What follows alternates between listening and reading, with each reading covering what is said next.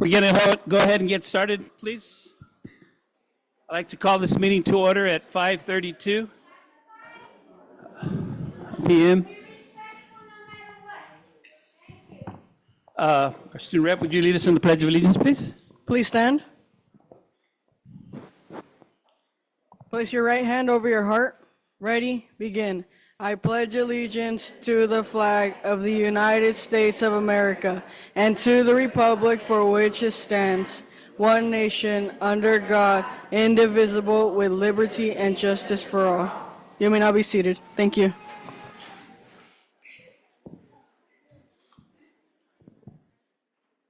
Thank you. Can we get a roll call, please? Yes, sir. President Joey Acuña Jr., Here. Vice President Jocelyn Vargas, Here. Clerk Silvia Paz, Here. Trinidad Arredondo, Present. Valerie Garcia, Present. Jesus Gonzalez, Thomas Tortes, Here.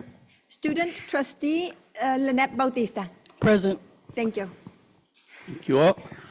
Moving on. Item 2.1, closed session, public comments. So I'm going to go ahead and read my little thing here. Public comments, closed session. This is an opportunity for members of the public to address the governing board regarding any closed session items within the board's jurisdiction or the board's subject matter jurisdiction. Please complete a request to address the governing board form and hand it to the recording secretary. Speakers will be limited to 3 minutes per person with a maximum of 20 minutes per each subject matter. We have a lot of them tonight, so I would ask that you be respectful to the people who are talking. And regardless of where they are or what they're saying.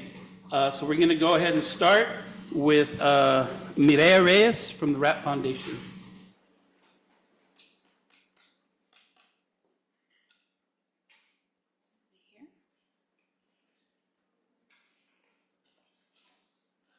Okay, I'll keep her here in case she's in the back somewhere.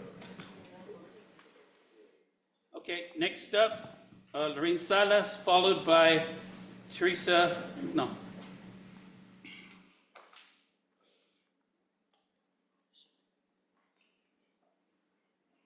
And again, they'll have the clock. Please, Lorraine's first. Teresa. Lorraine's first. Oh, sorry, Lorraine's first. Oh, sorry. Sorry. And again, you have the clock here. Please keep it to the 3 minutes because, again, we do have a lot of people here. Thank you. Okay, this would be only 1 minute. It's just a question. In light of the news about Jocelyn Vargas, the community is wondering whether she will be resigning tonight. That's all. Thank you.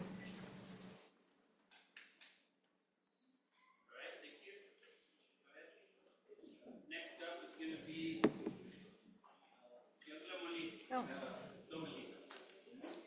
You guys are up next. I'm trying to call the next person to be up. I'm sorry.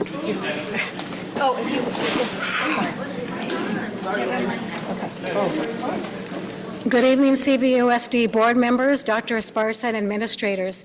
My name is Teresa Nickel. It's been my pleasure to serve for 29 years as a credentialed, registered school nurse for CVUSD. Thank you all for listening and advocating for adjusting the RIF list from 7 credentialed school nurses to 4. But I'm also here to ask you tonight to consider keeping more than 5 school nurses for our district, not including the possible future school nurse manager position. I'm not just advocating and fighting for jobs, but more importantly, I'm fighting for our students' lives, health, and safety. Last month, one of our high school students was having an anaphylactic reaction. Trained members froze and did not administer the stock EpiPen because of fear. If the principal had not been there on campus to administer the EpiPen, serious health consequences and even death could have occurred. We know how long emergency personnel can take to arrive. I retrained staff immediately for future safety. School nurses ensure our students get their free and appropriate public education and prevent liability by ensuring no student has unmet medical needs, and work closely with family and medical staff and ensure school staff are adequately trained. Nurse Anna was informed by one of our students with diabetes on the first day of football practice that he's playing. She immediately trained the coach and other appropriate staff so the student could participate fully. Even when he changed his mind and switched to wrestling and now to baseball, Nurse Anna worked long and hard to ensure his fate and safety. We prevent delayed treatment for injuries and serious illnesses that could result in a lawsuit. We keep students in school by ensuring students have current medical orders for diabetes, G-tube feedings, catheterizations, bleeding disorders, and more, by collaborating with parents and primary care and specialists, and have many relationships with these doctors and staff. Nurse Stephanie used her assessment skills and knowledge to recognize signs of muscular dystrophy and referred a student for care. Because of her knowledge and swift action, the student has early care and getting accommodations to participate fully in school. We've saved the district money by eliminating the contract for vision and hearing services and doing the screening ourselves. We saved the district $31,170 yearly and more as prices have risen. We keep students in school by assessing the need for a student to go home from the health office. We bill Medi-Cal for special ed assessments and mandated vision and hearing screenings. We brought in $66,000 last year. In your packet, you can see the number of mandated tests that we have completed to date and the nurse hours that it takes to complete them. This does not include our day-to-day tasks. Please consider the value school nurses bring to the district by fulfilling CVUSD's mission statement. Our mission is to empower every student with the knowledge, skills, and opportunities that we give them needed to thrive in a diverse and rapidly evolving world. Through collaborative partnerships with families, educators, and the community, we strive to create a supportive and inclusive learning environment that celebrates diversity and promotes lifelong learning. Thank you for your consideration.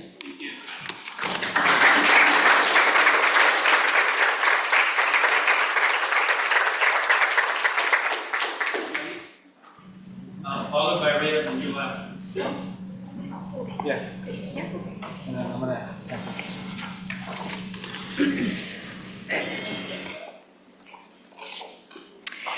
Good evening, members of the school board and Dr. Esparza. My name is Bianca Lomeli, and I am a bilingual psychologist technician, or BPT. With me tonight are my colleagues, also BPTs, and we are here to address the impact of the proposed cuts to our positions. As you can see from the RIF list, 9 bilingual psychologist technician positions are being eliminated. That means all of us. These cuts threaten to disrupt the essential services we provide to students and families across the Coachella Valley Unified School District. For context, each of us manages an average caseload of 250 students spread across 3 to 4 school sites. We serve students from preschool through adult education, and our responsibilities are vast. We manage monthly amendments, initials, reevaluations, and various other legal and procedural meetings, often dealing with high-profile cases that require communication with attorneys. Our work is not simply administrative.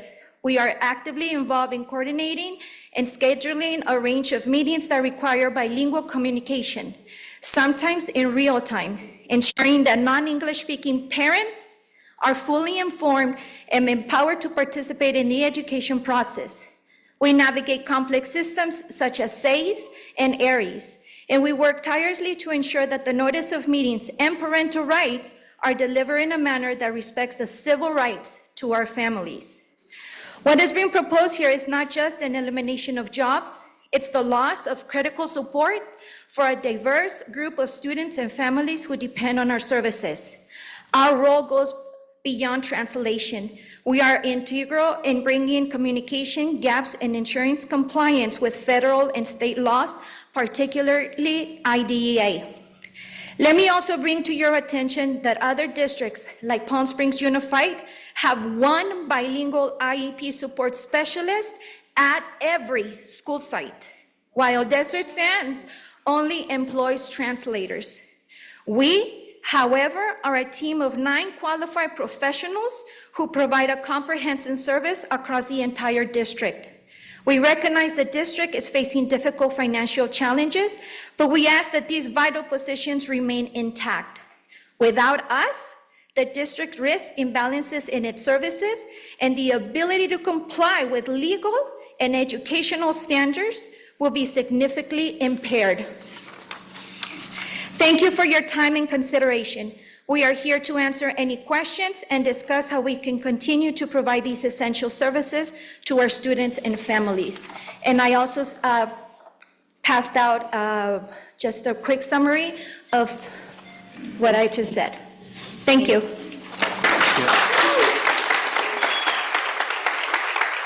Next.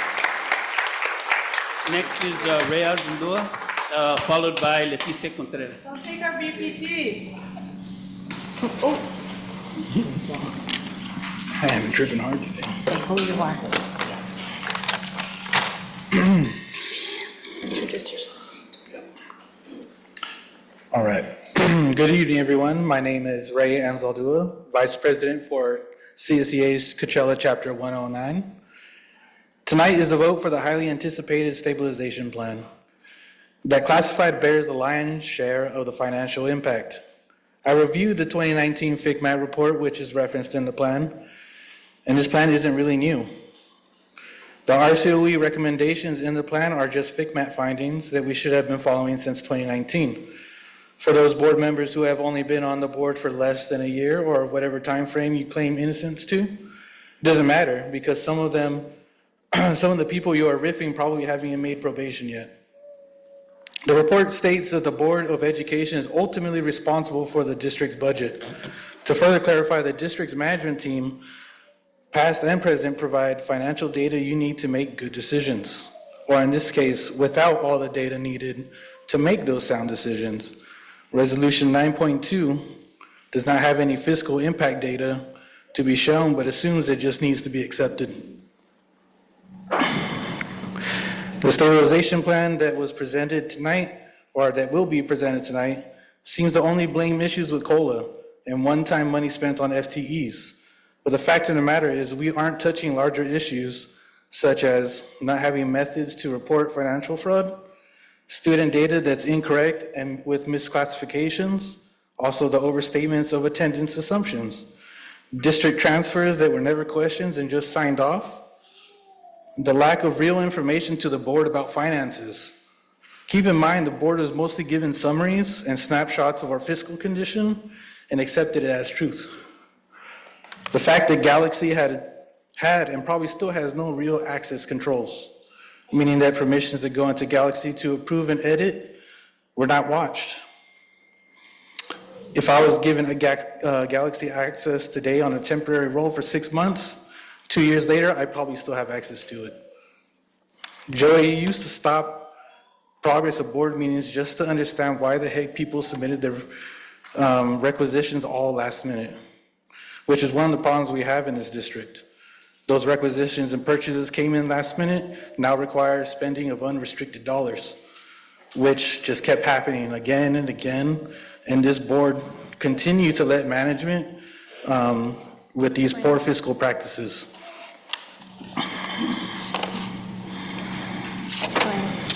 Let me jump to the end. So we're here with more management than before, riffing 24 million in classified. And who put us here? This board and the selected management. Yet most RIFs and the management vacancies have no names, no faces that anyone have to make contact with to let them know that they may not have a job for their year. Thank you. Thank you.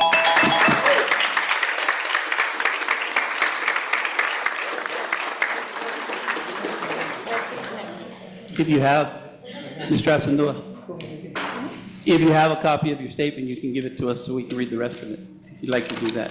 For anyone who's reading the statement, you have a copy. Give it to Mari. Mari will I'll make give it copies. to Mari. She'll make Thank copies.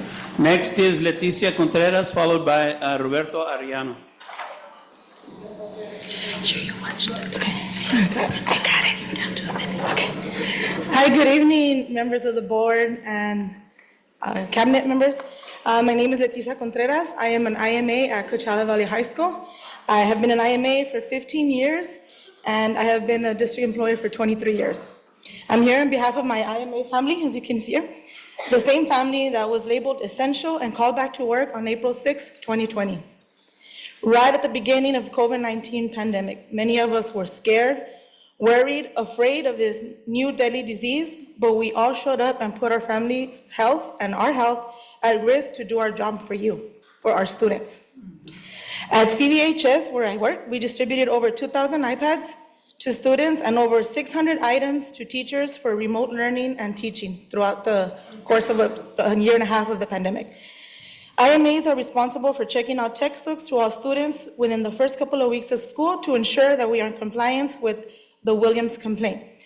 Our libraries are safe zones for our students, where students can come in and have a quiet, safe area. More students do homework, work on the computer, print, do research, check out books, read, hang out, protect themselves from the heat, from the rain. We're always open. During class time, students also come in to the library to work on assignments, iReady, and other district mandated tests. They also check out plenty of reading books for college and career, just to read at home. And they also bring in iPads every second of the day, seems like. They can't log into their iReady, they can't log into Canvas, they can't log into their email was changed, was compromised, whatever the issues are. We always have kids in the library regarding that. We also protect the district's assets, such as printers, projectors, projector cards, TVs. It's a long list. iPads, homework gap iPads, in which at CV we have 500, and we do need to meet with every parent to get that. And lost iPads, purging old adoptions, surplus e-waste, laptop cards, textbooks, including new adoptions, COD books, Apple TV, speakers, microphones, calculators, batteries for calculators, payments. At CV High School, we take at the end of the year about $15,000 more or less in payments, and I have to, enter, write it down, deposit, have to bring the money to the district, deposit that. We do asset tagging for items under 400, book fairs, Dr. Seuss Week, buddy socials during school time. I can continue with everything of how essential we are to our students, our parents, and our staff, but you already know, because you guys just reclassified us 2 years ago to be 12 months because of the load that we have of work, and because the start date continually goes up a little bit every year. Please also consider the California Ed Code 18103 requires school libraries to be open to students and teachers during the school day. Reducing our hours to 5 or 6 or 7 will affect our ability to stay open. Ed Code 18100 requires school libraries to provide library services for the students, and we need to be there. Thank you guys for your time. So we have some.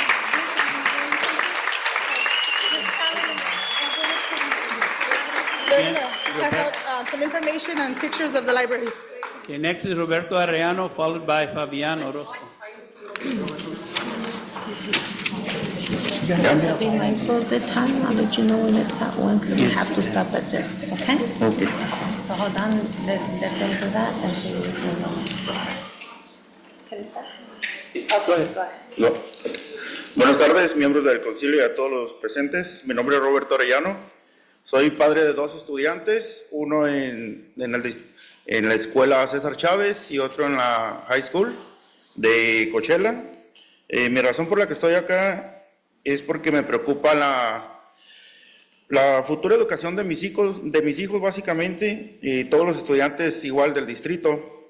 Me doy cuenta que por medio de noticias, internet, redes sociales, veo que hay problemas en cuestión de dinero, y vengo aquí pues ahora sí que en voz de nuestros hijos, que es el motivo principal de todo esto, y es en defensa de las personas que manejan las bibliotecas, porque ellos trabajan pues arduamente, su trabajo es muy importante.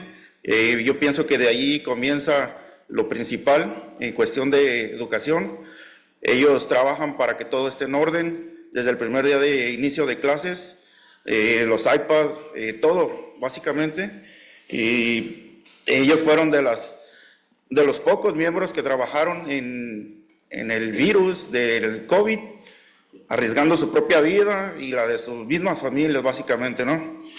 Entonces la propuesta que quieren imponer de 5 horas por 10 meses se me hace injusta, y dudo mucho que en 4 horas y media ellos puedan tener en orden todo para desempeñar el gran trabajo que tienen, ¿no? Y pues básicamente pues nuestros hijos son los que van a ser principalmente los afectados. Yo pienso que pudieran ser soluciones razonables, algunas de las siguientes, y en vez de afectar a todos los empleados, podrían bajar en cuestión de dinero, de salarios, pero que fuera parejo, no solamente a ciertos empleados, o pagar una parte de sus gastos médicos, para que de alguna manera se compense una cosa y otra, ¿no? Y los recortes creo que pudieran ser algo injustos en cuestión de los trabajadores de las librerías, porque son los que, en mi punto de vista, son los que más trabajan y es a los que menos se les reconoce. Entonces, yo creo que aquí lo más importante es la educación y buscar el beneficio de los hijos, de los estudiantes principalmente, que es por lo que estamos todos aquí, y pues tratar de buscar la solución más conveniente para todos. Gracias por su atención.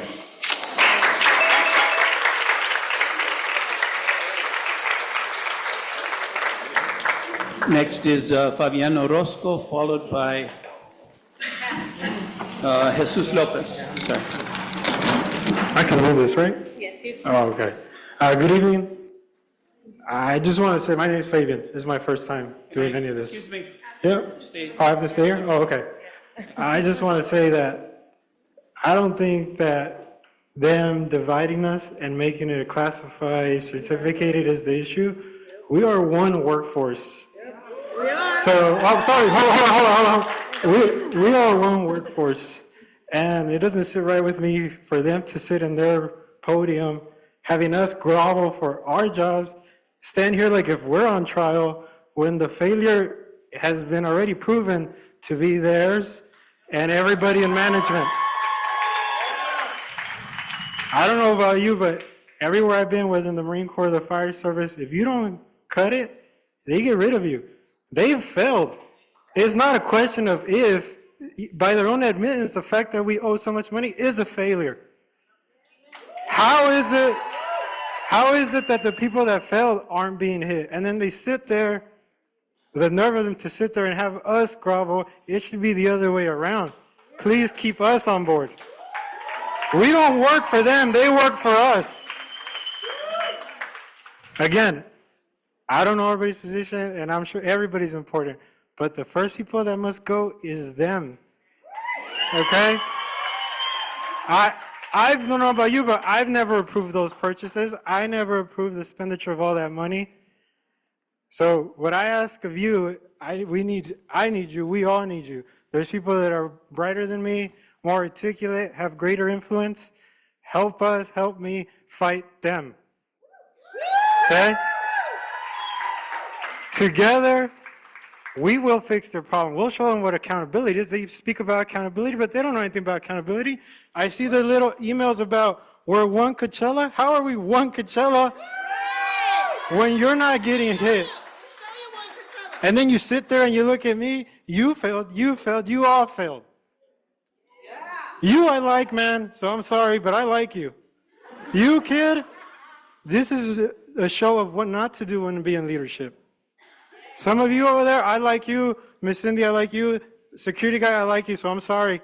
I'm just blanketing. But anyways, fight, okay? Don't go quietly.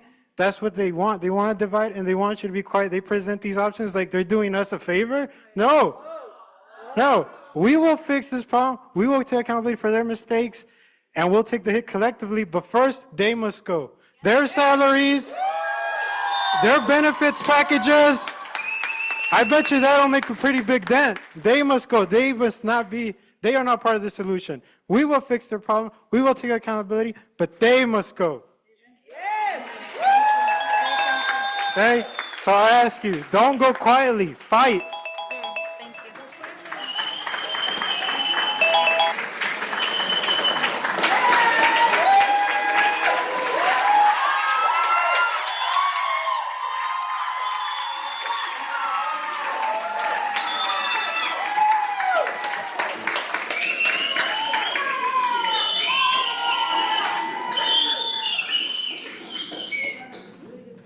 Thank you.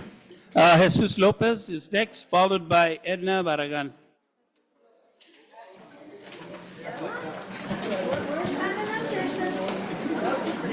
Let's go! Unite! Let's go!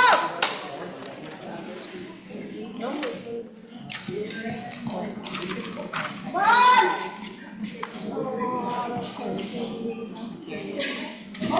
Okay, go ahead. 2 minutes.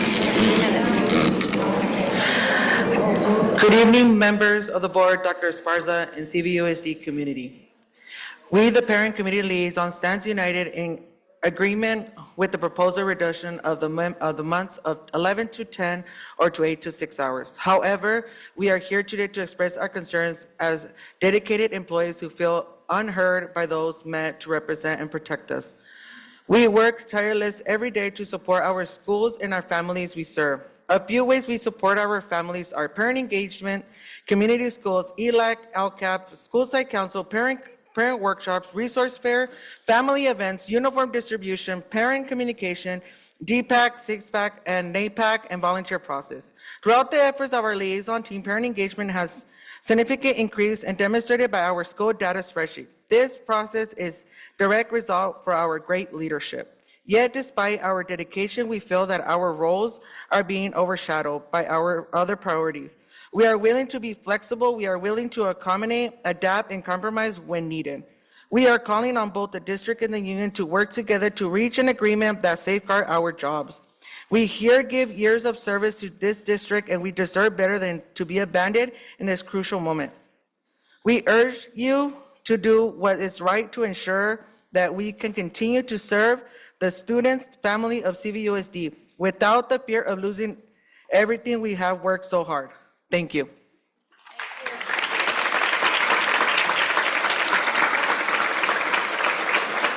Edna Barragan, followed by Becky Alvarez. Good evening, governing school board members, parents, teachers, and CVUSD students. My name is Edna Barragan. I am the planning community liaison at Mecca Elementary. We all gather here today because we each play a vital role in the Coachella Valley Unified School District community. We chose this position out of a deep commitment to serve both students and their families. We act as a bridge, helping families connect with schools and working tirelessly to support our community. We recognize the current challenges and the proposed reductions, but we are deeply concerned about being placed on the reduction in force list, especially when the union has advised us to not worry about it. As parent community liaisons, we are united in our agreement to work 10 months at 6 hours per day. However, we have now been scheduled for only 5 hours a day for 10 months. This is particularly puzzling, since our work involves a significant amount of extra time and energy, helping to strengthen the bond between our families and the school community. We need those hours to facilitate parent engagement and school events. We want to emphasize that parent liaisons consistently go above and beyond. We actively seek local resources and support for our families. With the passion we have, we are truly dedicated in serving them. At this critical moment, we need the board support to maintain our positions. The work we do is essential, and CVUSD needs parent liaisons now more than ever. Thank you for your time and consideration.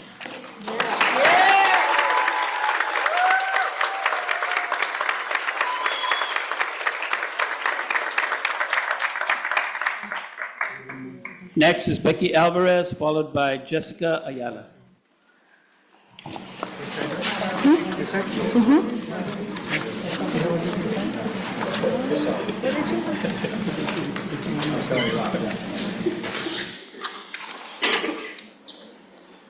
Salutations. My name is Becky Alvarez, and today I want to speak about why and how to keep VAPA on the elementary level.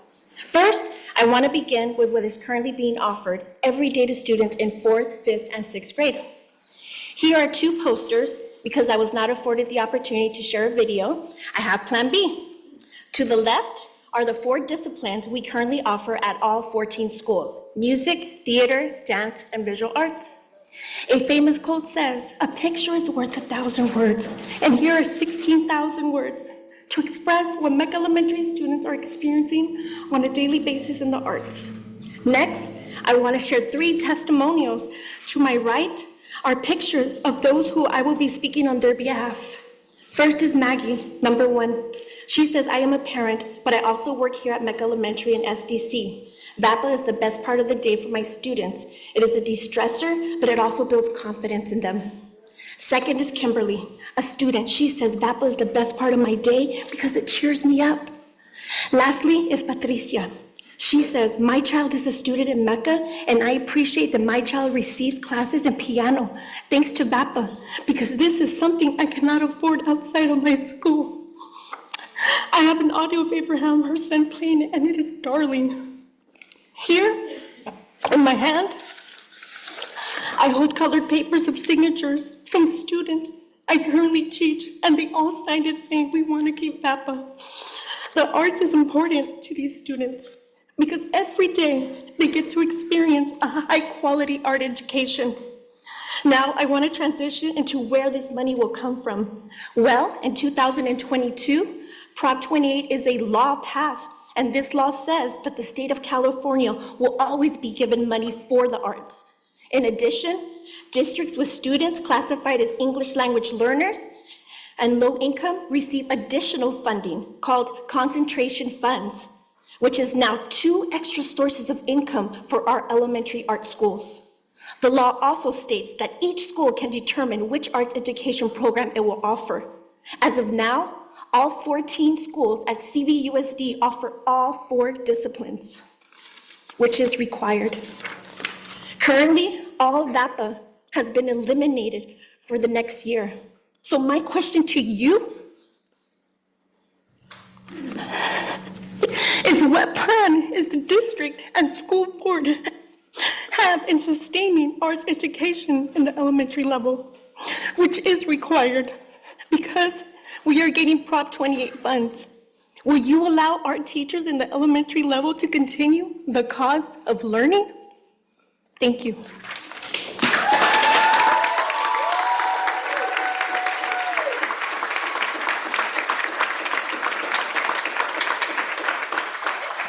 Next is Jessica Ayala, followed by Amaya Angelica Munoz.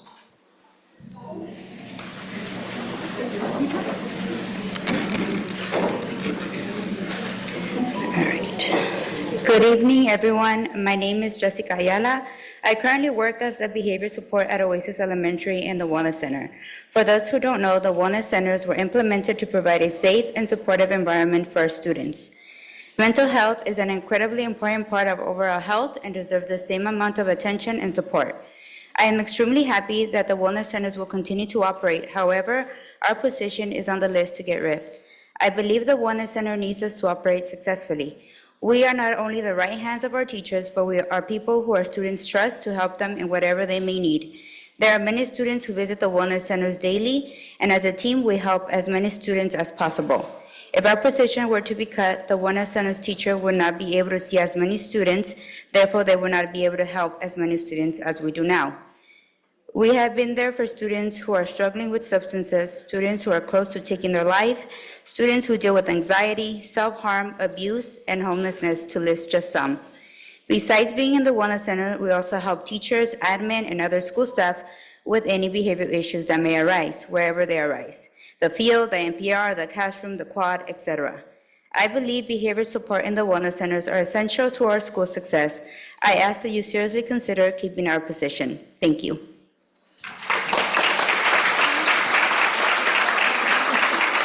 Thank you. We have Amaya Angelica Munoz, followed by Ana Ceja. Hello, distinguished school board, administrators, CVUSD community, and Superintendent Dr. Esparza. My name is Amaya Munoz, and I am an Expanded Learning Programs Coordinator at Coachella Valley High School. I am speaking today about my wholehearted support for B. Gonzalez, the Director of our Expanded Learning Programs here in our district. As an employee hired in October 2023, I have had the opportunity to witness firsthand the leadership and undeniable commitment B brings to her role overseeing expanded learning programs at 20 schools across the district.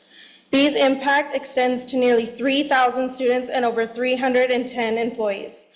Her expertise is invaluable to our community. B's vision and dedication consistently demonstrates the effectiveness of dynamic leadership in educational programs. Her ability to manage complex initiatives, foster an inclusive environment, and drive innovative solutions has not only enhanced the quality of our programs, but has also improved student engagement and success. Under her guidance, the expanded learning programs have become a cornerstone of our district, creating enriching opportunities that support students academically, socially, and emotionally. I also believe that B's strategic insight and interpersonal skills have built a collaboration among staff and a deep sense of community among the students that we serve. She has a proactive approach to problem solving and an unwavering commitment to educational excellence. These have made a profound difference in the lives of many. Demoting her position from director to coordinator would not only undermine the progress we have made, but would also detract from the strong leadership that is critical to the continued success of these programs. B is the ideal candidate to continue leading expanded learning programs with the vision, expertise, and passion that are essential for driving positive change. A decision to diminish her role would be a significant loss for the countless students and employees that she services. It's important that we remember that happy minds are learning minds, and our students who flourish under our support provided by the expanded learning programs are an invaluable asset to our district. Thank you for your time and consideration. Thank you.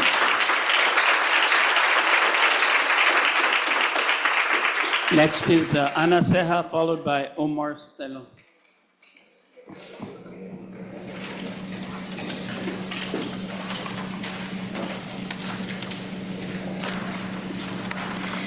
Good evening, board members and community. My name is Ana Ceja. I am a sixth grade teacher and one of the expanded learning program EXLP coordinators at Oasis Elementary School. I am in my 9th year working in EXLP under the direction of B. Gonzalez. For those of you who do not know B, I would love to tell you a little bit about her in hopes to shed some light on the type of leader she is.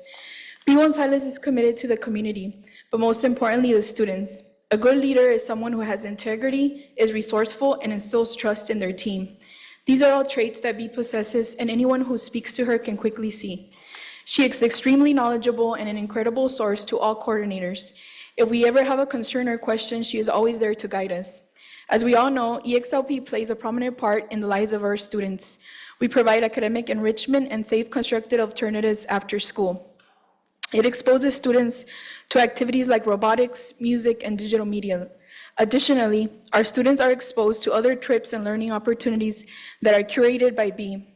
B has remained committed to provide high-quality services and opportunities to the students. For instance, she has maintained relationships with partners that work alongside her to allow our students' skills to flourish, from the streets of the Coachella and Mecca parades to the high school gyms that get to witness the sprouting talents of EXLP students. My role has allowed me to see B's commitment to this program at an even deeper level. I am able to witness her integrity and the way she always keeps the students' best interests at the forefront of what she does. She is committed to following the program and grant guidelines to maintain EXLP as a high-quality program. Her dedication, commitment, and integrity are the key qualities that have impacted EXLP in such a positive way. We circle back to the students being the most benefited out of our program, and we only get better under the direction of B as director. Maintaining this title allows her to continue to focus on maintaining and improving a high-standard program. Additionally, it allows her to lead coordinators to assure the successful EXLP programs at each site. With that said, I encourage the board to consider alternatives when it comes to demoting B from her role as Director of Expanded Learning, as she has worked effortlessly for many years to get the EXLP and ELP program at CVUSD to where it is today. I thank you for your time and undivided attention. Next is Omar Sotelo, followed by Lázaro Mesa.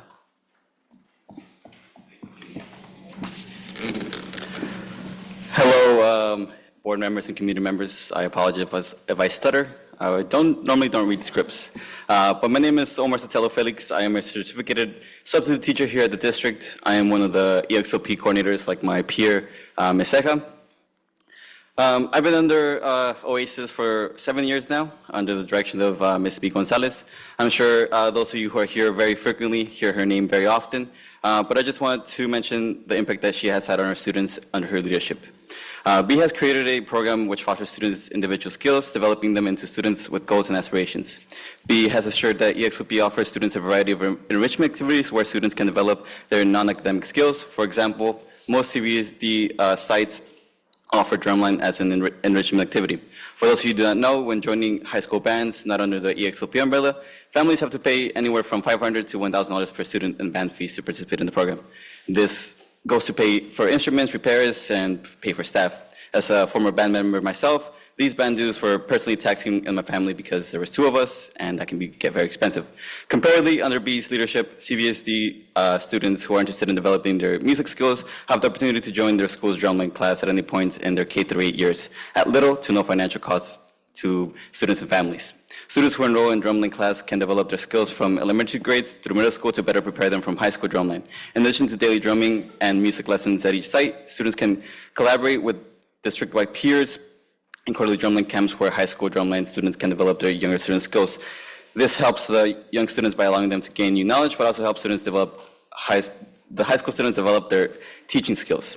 Students get an opportunity to apply their newfound knowledge in yearly parades, family performances, and in the drumline competitions where all district drumlines compete against each other and are judged based on their performance. The staff and equipment, the maintenance and transportation is all covered by EXLP, which is a great lot of parents, but also great for students. This allows a higher number of students the ability to develop the skills and pursue their passions into high school and higher education. For example, I was initially hired at the school's drumline instructor 6 years ago, which is great for me as a recent graduate who got to develop teaching skills in one of my passions. But now, those students from 6 years ago are now seniors who have gained 6 years of experience in music, and are now telling me that they want to go to college, earn a degree in music, and they want to come back and teach drumline themselves.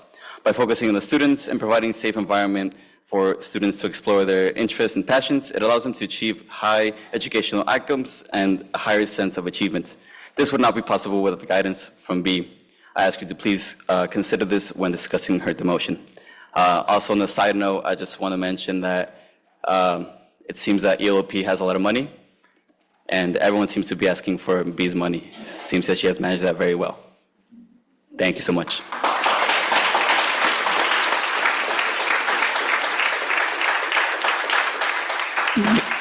Next is Lázaro Mesa, followed by Monica Garza Murillo.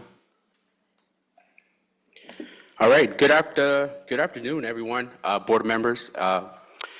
It is with great honor and deep appreciation that I stand before you today in support of B. Gonzalez, an extraordinary leader, a dedicated advocate, and a true champion of our students. Our EXLP director, once again, B. Gonzalez.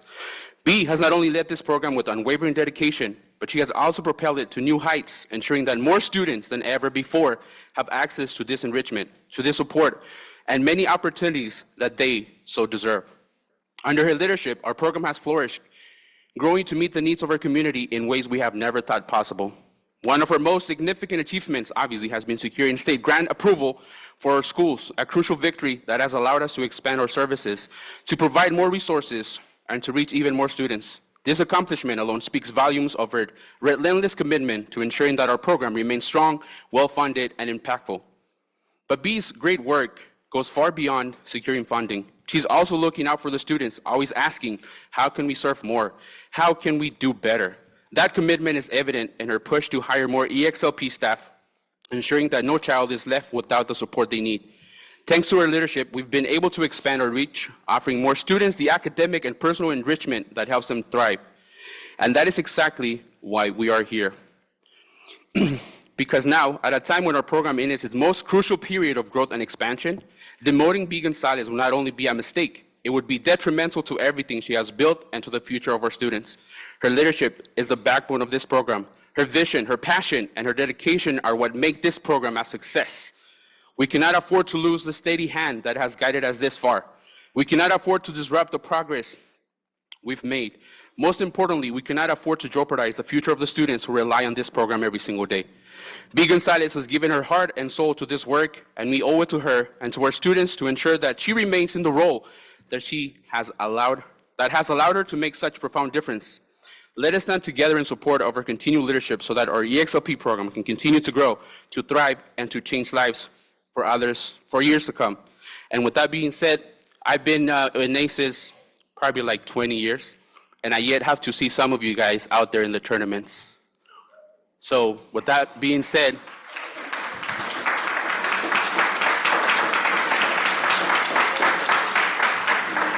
it's not about just going out there and shaking hands. It's about volunteering to be a ref and actually be seen as a board member and not just sitting out there at the chair. Thank you.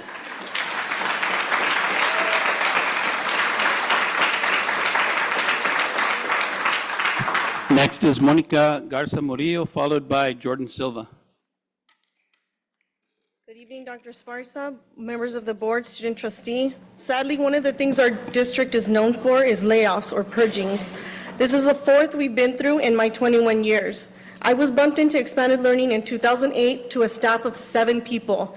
In the purging of 2011, our department was gutted from 7 to 2, B and myself, a bilingual secretary and program coordinator. Admin at that time expected us to fail because how can 2 people run a program that serves 21 schools and handles millions of dollars? Well, it's 2025 and we're still here with grant funding for kids because of B. Our department learned to be strong because we had to be, with no reliable support from admin and attacks from every direction. The jobs in our department are extremely challenging and stressful because of the massive amounts of work we produce with the skeleton crew. We make our jobs look easy, but I can tell you it's because of B's leadership. I don't know how many of the district, I don't know how many people know, but the district takes almost $2 million of indirect funding for district level oversight from our grants. And you're still taking another $6 million from kids to help fix the mess someone else made. You're punishing B and you're punishing kids. This demotion to B is unjust and you're trying to hide it and cover it up in between this new budget purging. Our entire department is fully funded by grants. None of our positions are paid out of the general fund, so it doesn't make sense that she's being demoted for fiscal stabilization. Our department brings millions into the district and we help the district and we're self-sufficient because of B's diligence in continuing to secure these grant dollars.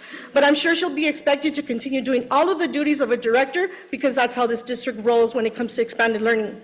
This is a direct target to B, straight from the ones who have been hounding about her position and our department for years before she was made whole as a director. She did this job successfully and was awarded grant funding for 11 years before she was given the title.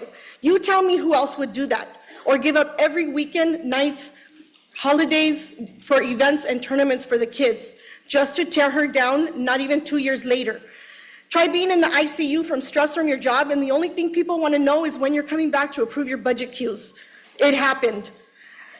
We get audited 1 to 2 times a year, and even internal district staff calls auditors and state officials on us. Yeah, we know. Our audits are clean and they piss people off. We know our compliance and our grants, and we don't do things in our department because they're easy or easy to cover up. We do it because it's the right thing, the right way, and for our kids. That is B's legacy. We paid the entirety of summer school, $12 million for staff and supplies last year from ELOP funds, and we're doing it again this year. We processed and B signed 880 time cards twice with a staff of 2 requisitioners. Someone twisted my words last time and made it seem like we didn't get paid, but we're compensated fine. I'm appalled that you have no problem taking grant money or spending grant dollars applied. Thank you. I'm sorry, Monica. Thank you.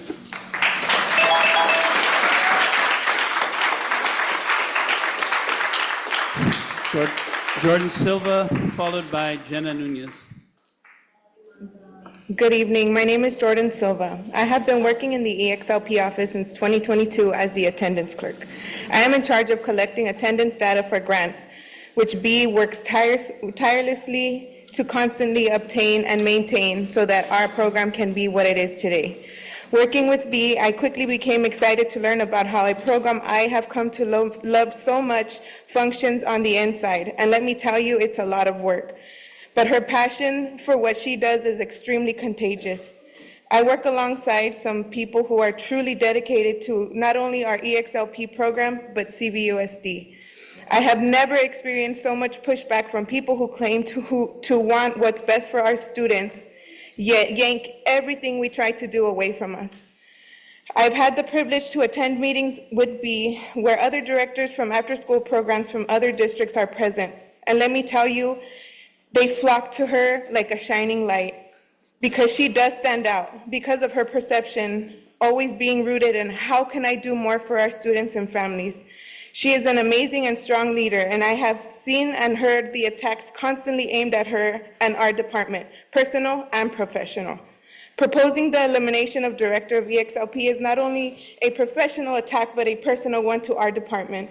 No one seems to talk about the millions of dollars that ELOP funds, which B has managed, was used to help the budget deficit and save jobs. Yet she finds herself now on a list as a part of those cuts. What a slap in the face. She has been director there for many years and clearly has been doing an amazing job.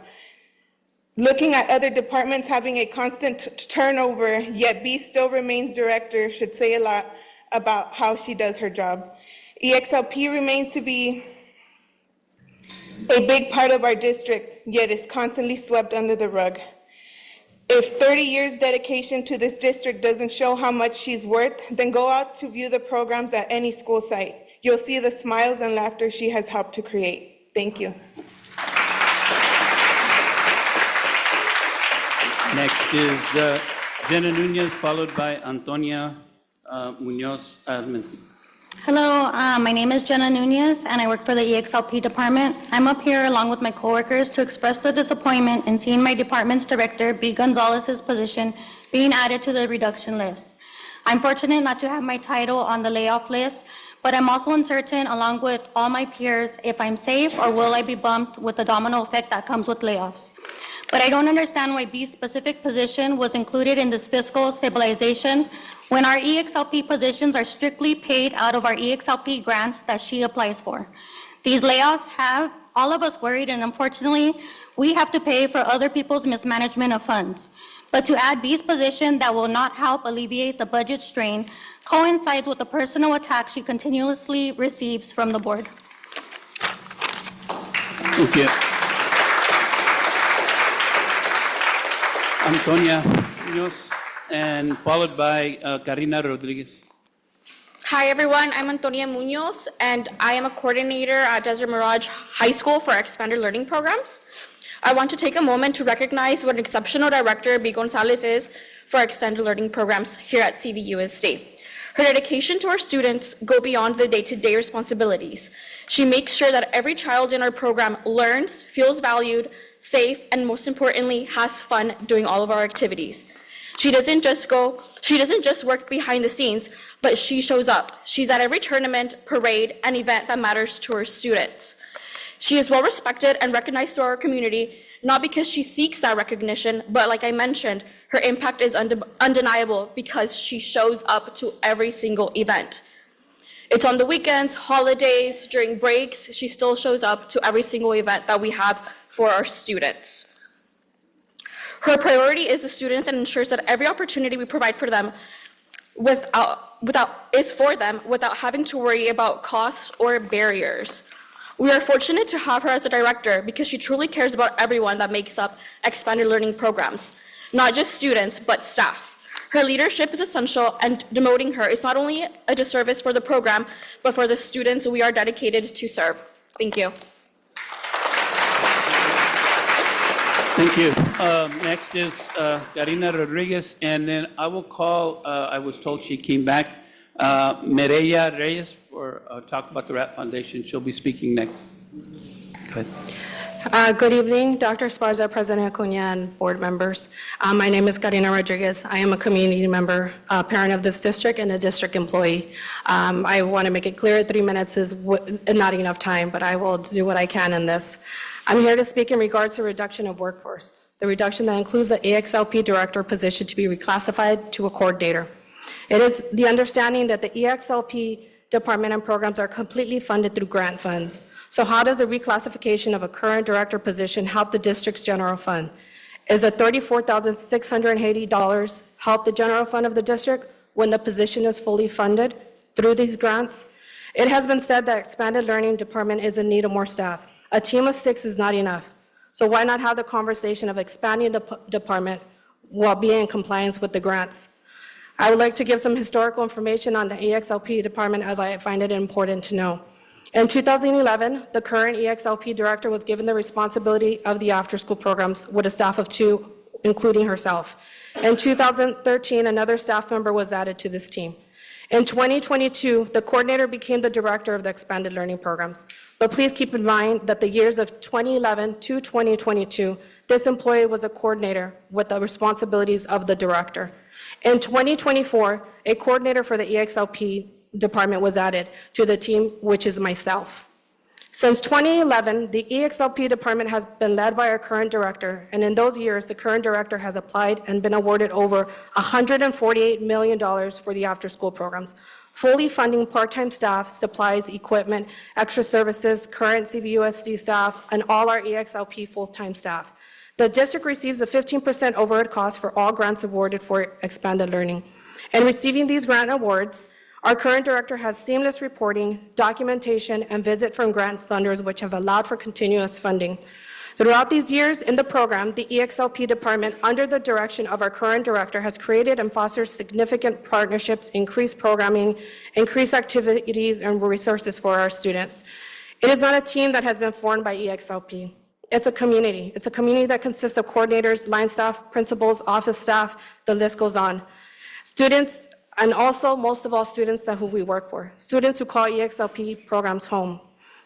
Students who have experience in drumline, dance, art, sports, music, academics, and the list goes on. They have a community of their own, and we have a competent director and leader who knows how to lead the team. This leader is our current director of expanded learning. She always puts our students first and always reminds us it's about the students. I have been with the school district for 6 months, but for the past 10 years, I have known B. Gonzalez, our current director, as the after-school program person. Now being part of this team, it has allowed me to understand what EXLP is. I would ask that you reconsider this reclassification, and that aligns with the CVUSD mission statement where excellence, equity, and innovation and our guiding principles. Thank you.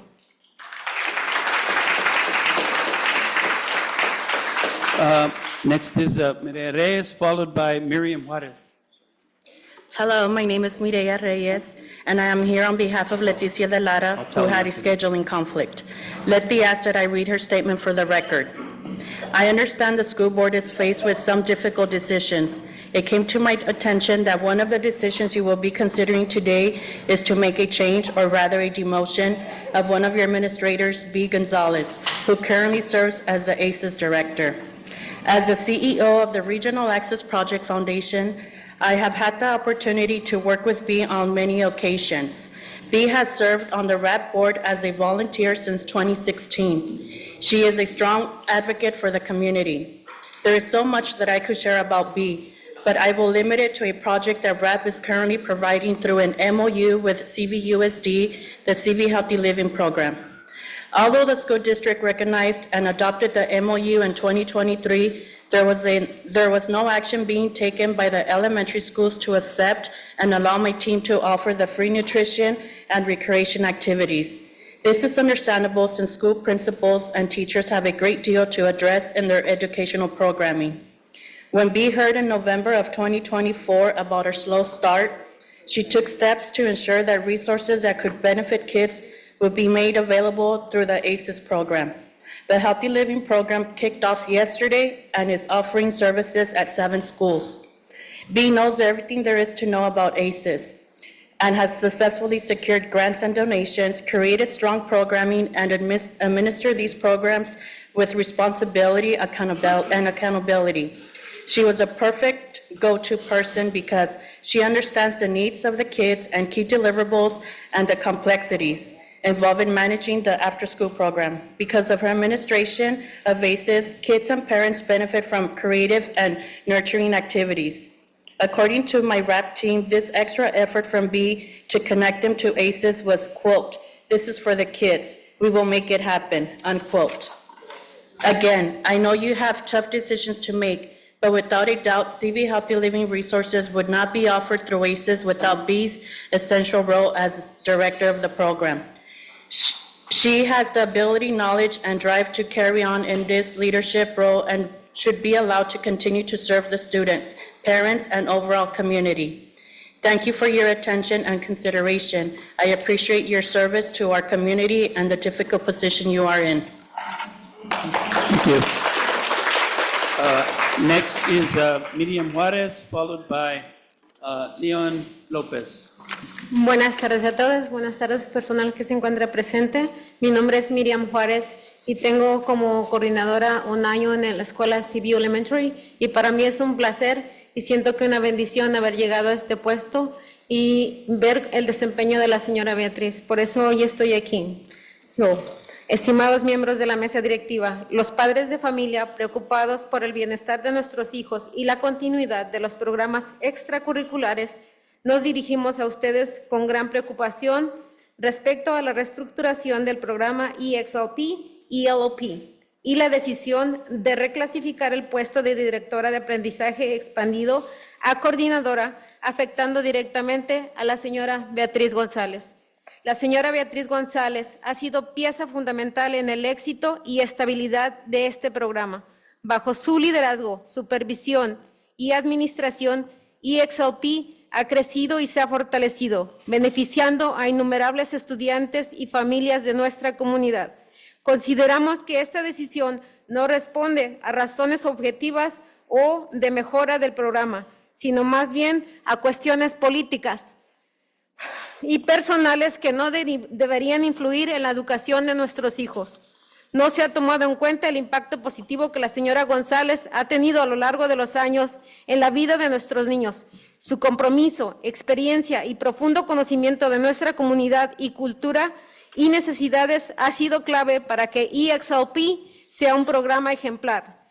El destituirla de su cargo abrirá la puerta a una mala administración de fondos, lo que pondría en riesgo la estabilidad del programa ACES, así como ha sucedido con otros programas en manos de la mesa directiva. Es vital que la dirección de EXLP en manos de personas como la señora Beatriz González, quien no solo cuenta con la preparación y experiencia necesaria, sino también con el corazón para brindar a nuestros hijos y familias oportunidades que realmente merecen.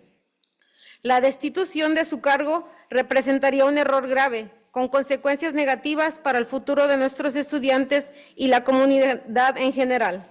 Recordemos que programas como ACES son un pilar fundamental para familias trabajadoras que dependen de ellos para garantizar la seguridad y educación de sus hijos después del horario escolar. Sin una gestión adecuada, este programa corre el riesgo de desaparecer, dejando a muchos niños sin un espacio seguro y supervisado donde continuar su aprendizaje y desarrollo. Por ello, exigimos reconsideren esta decisión y detengan la reclasificación del puesto de la señora Beatriz González. Decimos no a su destitución, ya que esto solo pondrá en peligro el futuro del programa ACES y, en consecuencia, el de nuestros hijos. Gracias.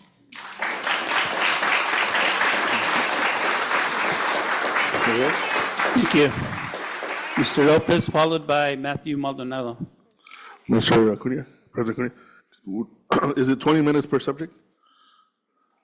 It can be, but as president, I made the decision to let everyone speak, unless you differ with that. Well, he can speak, but I'm saying, it's usually 20 minutes per subject. You didn't mention that when they were talking about the other stuff when they were supporting you, but, Who's supporting me? So again, it is my decision as president to allow everyone to speak regardless of the time limit. If the board chooses to override me, make a motion. I'm not making a motion, I'm just bringing that to your attention. Okay. Mr. Lopez, go ahead. Hi, board members. My name is Leon Lopez. Hi, board members. My name is Leon Lopez. I'm in the 5th grade and I go to CVU Elementary. I'm here to tell you to please reconsider changing Mrs. B role from director of EXLP to coordinator. I say this because Mrs. B does a great job of making sure the program ACES and other programs are in good hands. If Mrs. B does get her role changed, ACES could get in bad hands, which could lead to the discontinuation of ACES. This is bad for lots of families who depend on ACES while they are at work. If families don't have anywhere to keep their children safe, it would be bad for them, especially families with younger children. Thank you for listening.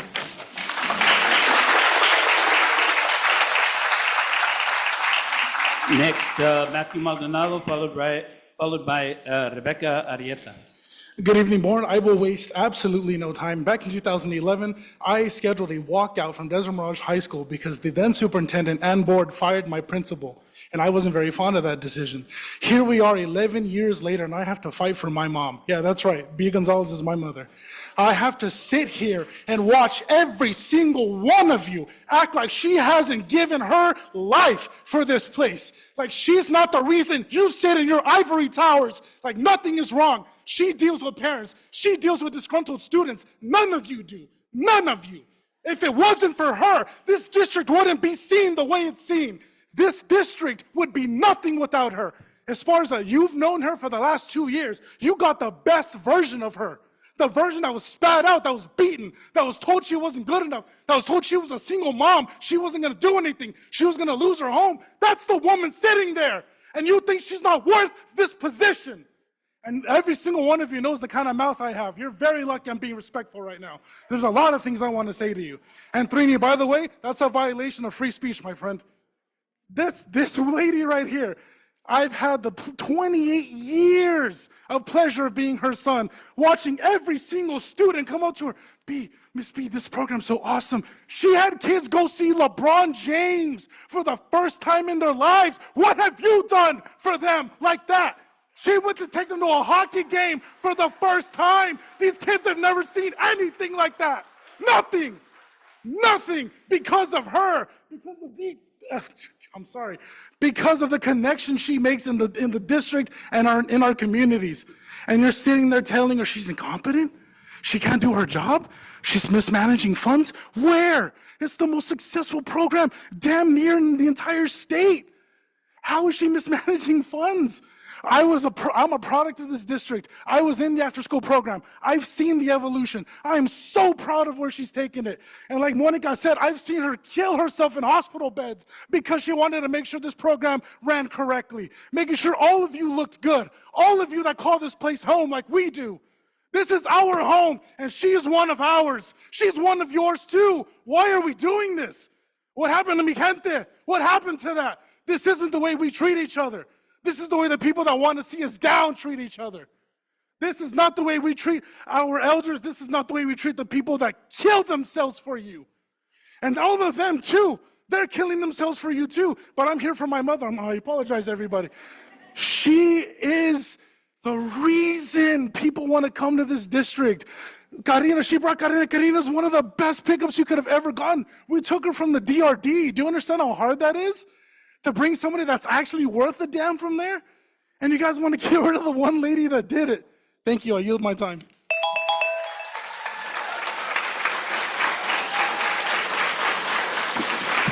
Next up is Rebecca Arieta, followed by Zulma Hernandez.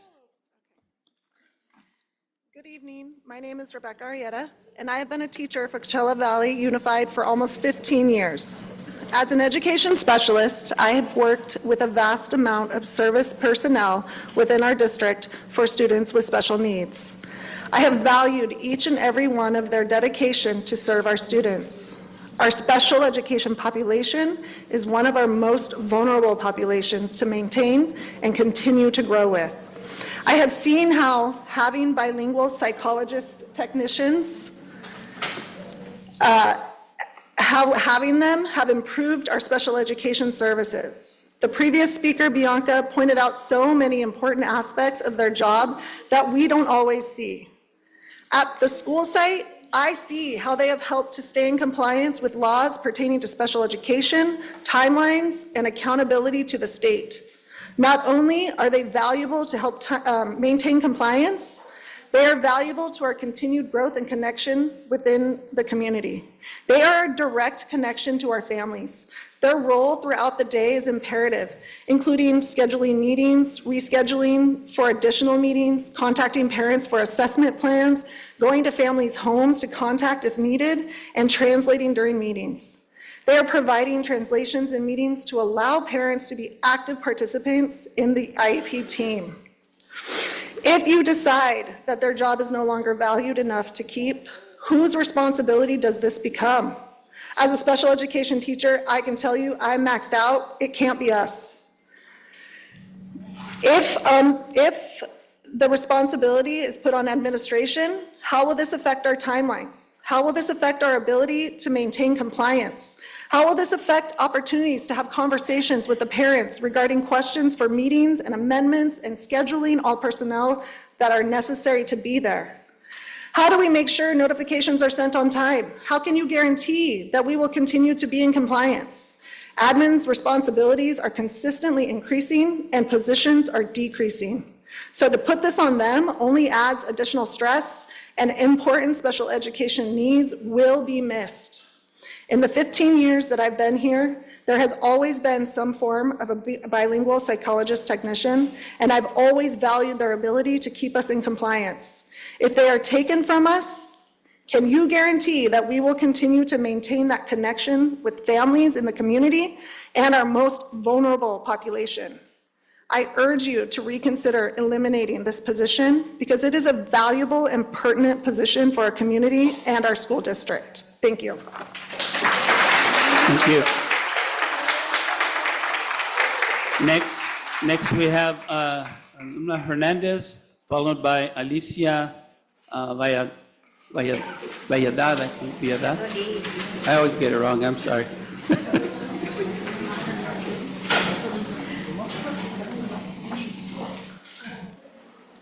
Alumna Hernandez.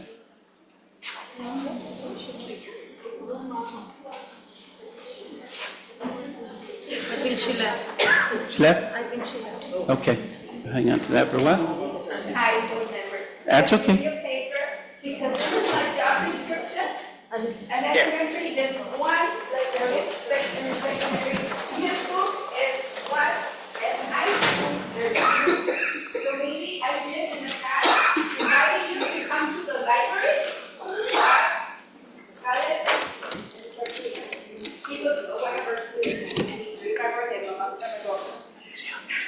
But then you gotta establish your. Now, the last 2 weeks I came here and I explained to you my duties. Now you have it in paper.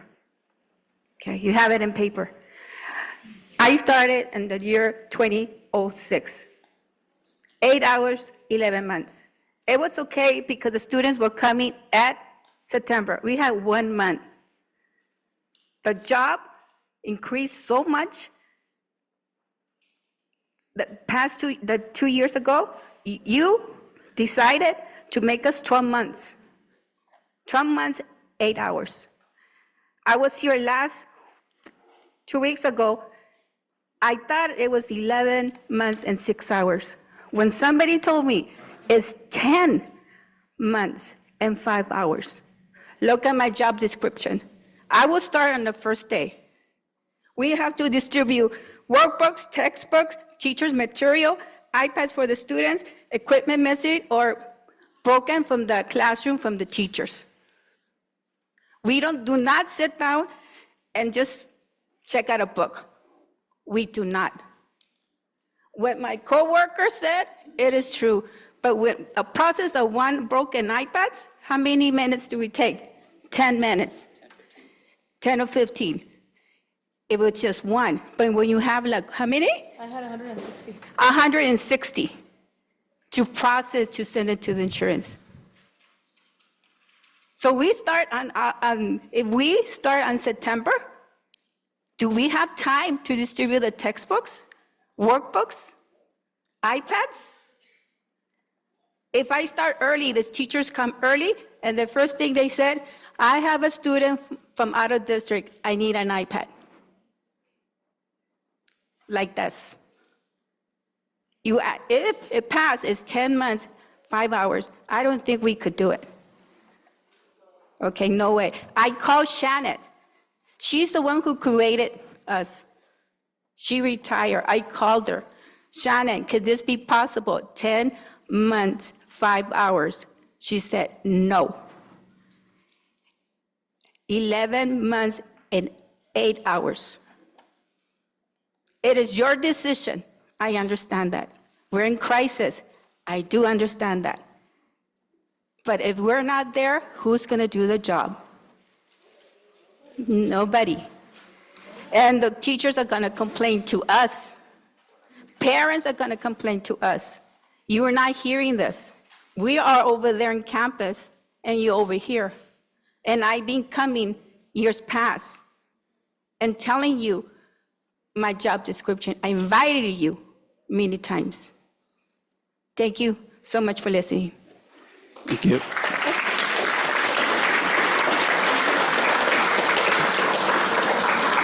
I'm going to go one more time with Ms. Hernandez if she's here. If she left, then we'll go ahead and pass on that. I have one left, so if there's anybody else who wants to speak, please do it now. Come forward. Give Mari the right there. Next is, and I believe it's Danisi Zuniga, I'm sorry. Did I pronounce that first name right?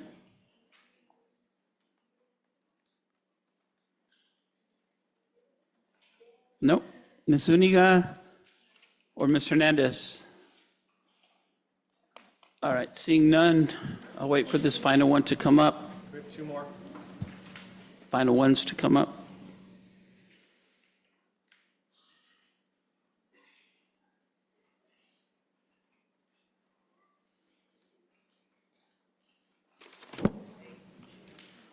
Just one? Just one? Oh, you got another one? Oh, they're finishing it up, okay. Well, we'll go ahead. Dale Weissman.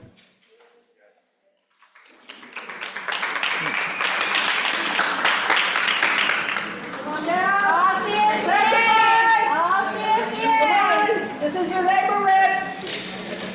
Class 5. Wow, thank you. My name is Dale Wisman. I've been in education for 32 years. I lived here in the desert for a little longer, a little less than that. I come up from a family of teachers, and I've been the labor rep for all but just, I think 7 or 8 years here. I was the labor rep back in 2004, and I've never seen it this bad. I have done layoffs in other districts that are smaller than you, that were 115 people. I've never seen a layoff list go 254 deep. Here's the problem. An outside group of people who are not you from Riverside County have taken a hatchet to your services without reference to how the work actually gets done. And that means very basic things. You've heard it tonight. How are you going to get kids back forth to school? How are you going to hand out textbooks when you're cutting hours and work here to such an extent? CSEA approach is going to be to negotiate everything that we can negotiate for the purpose of retaining jobs and student services. It's not about taking a hatchet. It's about taking a scalpel and finding out where we can repurpose people in places where you still need help, such as special education paraeducators, and finding places for those folks to continue to be successful at the district to serve students. The biggest problem you're having is you're attempting to follow a raw number coming from RCOE that is a 2-year cut that you're moving all the way up to this year. So you don't have to do it again. That is fundamentally a wrong approach. You want to try to get your balanced budget next year, less what you can take out of your economic reserve. The purpose of $80 million in the bank is for when it's raining. If it ain't raining now, it's never been raining in this district. And then you can see what next year brings, because people will retire and quit and leave, and we will have further positions that we might have to look at in 2026, 27. But you can't make this level of cuts and open your schools. It's not going to happen. Nope. It just is not. I mean, I've looked at this list myself and looked at your position control, and I got to tell you, I don't understand how you have numbers in there like books and supply at a higher level than you ever spent. How you're cutting places and saying that you're going to spend too much on labor when after these cuts, you're proposing to spend more on classified school employment than you've ever spent in the history of classified school employment. So your numbers don't make any sense because I know your budget. And what I want to do is see what it actually looks like on July 1 when you have an audited return, and we can really look like what it needs to be to open schools. But slow the roll a little bit, folks, because you're going to collapse your school district. And we're not going to let you do that because this is a great group of people. Give these people a hand.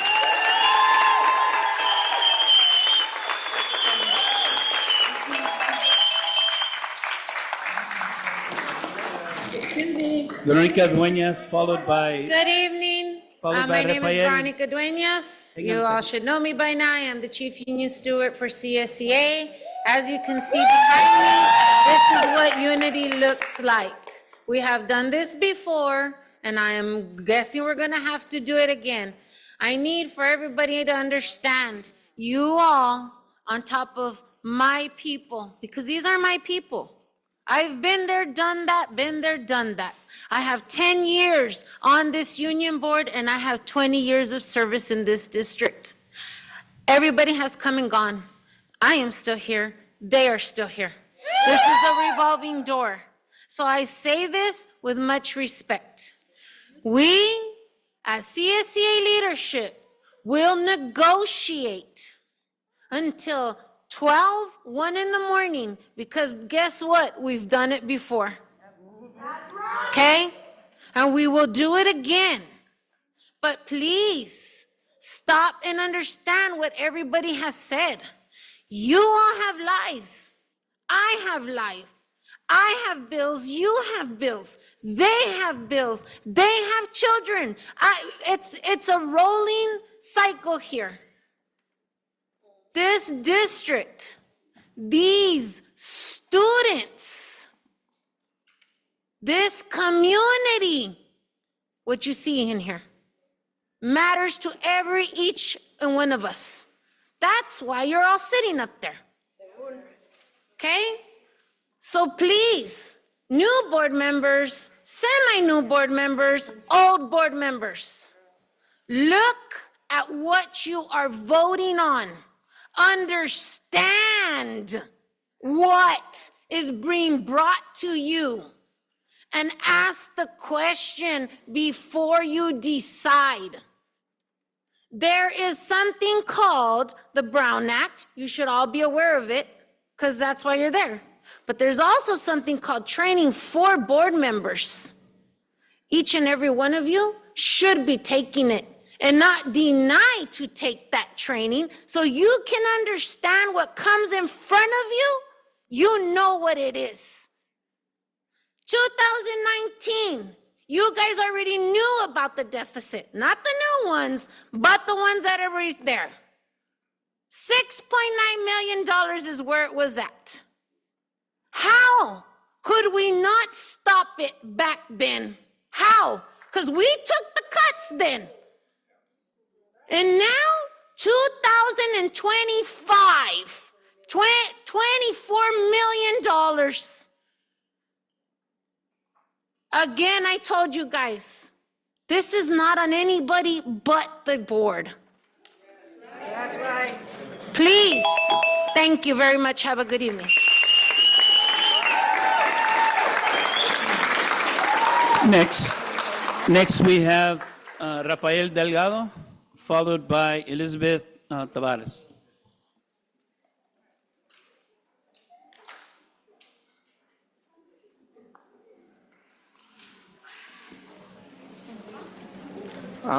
Buenas tardes a todos ustedes presentes, aquí a mis compañeros. De una manera u otra venimos a hablar, ¿verdad? Nuestros intereses de cada quien, ¿verdad? Pero yo llegué aquí en Estados Unidos desde el 99, he sido trabajador del campo y me he involucrado en la escuela, en la educación de mis hijos. Mi nombre, Rafael Delgado, mi esposa, Anadelia Ponce Aguilar. Somos padres de 3 hijos. Uno está en Meca Elementary, 2 en DC Mirage. Nosotros hemos estado involucrados en todos los comités de las escuelas, de nuestros hijos y del distrito.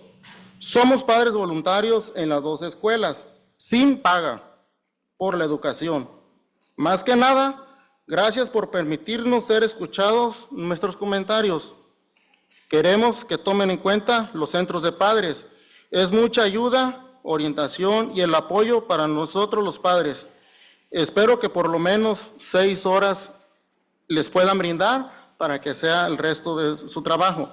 También los traductores de lenguaje para los del IEP, para el desarrollo de nuestro entendimiento educativo de nuestros hijos y educación especial. Sabemos que hay mucho de qué hablar, Por último, las bibliotecas, que son el templo de la educación y del saber de nuestros hijos, mantenerlos en su disposición.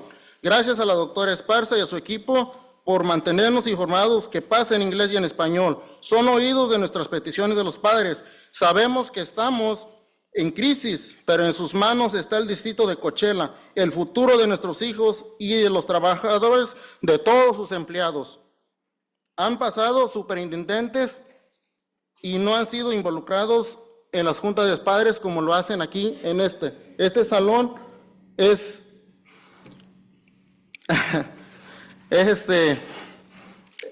testigo de lo que ha pasado.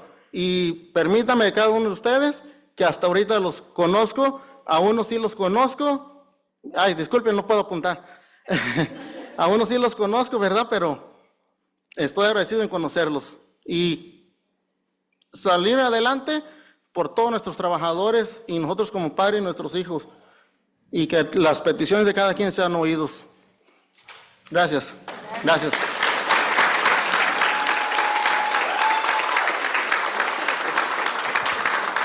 Thank you. Again, last call. This is the last one I have today. Elizabeth Tavares. Good evening, board members. I want to thank you, Joey, for allowing all the public comments. I wouldn't have been able to speak tonight if it wasn't for you, so thank you. But I am going to start by making a very direct question to Ms. Vargas. On your interview to KESQ, you said that maybe, perhaps, you were going to move to Indio. That is a very poorly disguised yes. So what I'm asking is for you to step down, because whether you do or not, you're out probably next month with the vote, because you will lose the election, and you are going to take Jesus Gonzalez with you. Now, I already discussed the people that would need to leave that are in the room. I want to address now the person that needs to stay, which is B. Gonzalez. B. Gonzalez has been the coordinator of ACES since my daughter started going to school, which is at least 17 years, if not more. During her stay, the most recent thing she has accomplished, which I thought was amazing, was the Early Start program. As you know, childcare is extremely hard to find right now, especially for our community out in Thermal. I don't think there's a lot of licensed childcare providers. So the work that she has done, as you've heard from other members, extends beyond where her job description entails. I mean, she secured funding, and I'm afraid that that funding might go away. I mean, I didn't volunteer to speak today because my child is graduating this year. It doesn't affect me, the changes directly, but I know it's going to affect the community and the immigrant community of our city, of our cities in the Coachella Valley. Another thing that I want to point out about B, this is a very hard thing to say, and I've never said it publicly, but my daughter's friend passed away in a fire back in 2021. And her brother passed away in a fire. Ms. Viri Gonzalez, Ms. Viri Dominguez, and her little brother passed away. You know who was the hand that held that woman when she saw that trailer go down? B. Gonzalez. Have any of you done anything like that for any of the parents here? She went out and tried to find a place that will hold the service for her daughter and find resources for her. She goes way beyond what her job entails. I've seen her at all the events I go to, which from you, the only face I recognize outside of this boardroom is Joey and Trini. I would invite you, and I second other people that have came up here to tell you that you guys need to be out in our communities. I'm just gonna go back to my notes to make sure I don't leave anything out. But thank you for letting me speak, and you guys really need to keep B. Gonzalez. You wanna keep the one thing that's good in our district. Thank you. Thank you. That is the last one I have. So at this point, I would entertain a motion to go into closed session. A motion. I have a motion. Do I hear a second? Second. I have a motion and a second. All those in favor? Aye. All those opposed? Motion carries. I know it said we're going to come back at 8:30. Oh, I'm sorry. Trustee Batista? In favor. Sorry about that. It's already been a long meeting. It started. I know we had said we're going to come back at 8:30, but because we pushed it out so far, we're probably looking at it a little bit later. We'll try to get back as soon as we can. Thank you. I'd like to call this meeting back into order. We had a motion and a second to return into open session. The vote carried unanimously. Madam Clerk, would you read actions taken in closed session, please?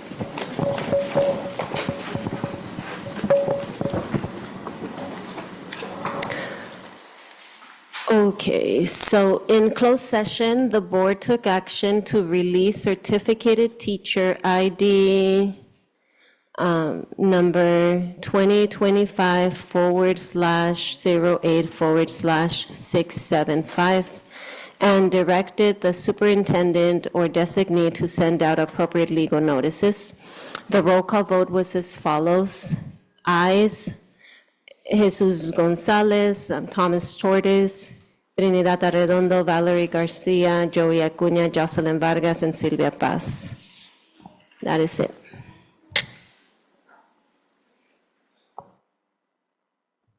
Thank you. Next on the item, approval of agenda as submitted. Do I hear a motion? Have a motion. Do I hear a second? Second. Motion and a second. Any questions, any changes? Seeing none, all those in favor? Aye. Student trustee? In favor. Any opposed? Motion carries. Next item, communications, or public comments, open session. Board notification. Introductory comments and requests to address the board on items on the adopted agenda and items not on the adopted agenda will be considered from the audience at this time. Please complete a request to address the governing board form and hand it in to the recording secretary. Speakers will be limited to 3 minutes per person with a maximum of 20 minutes to each subject matter. Additionally, the person making the request should state his or her name and the name of the organization or group represented.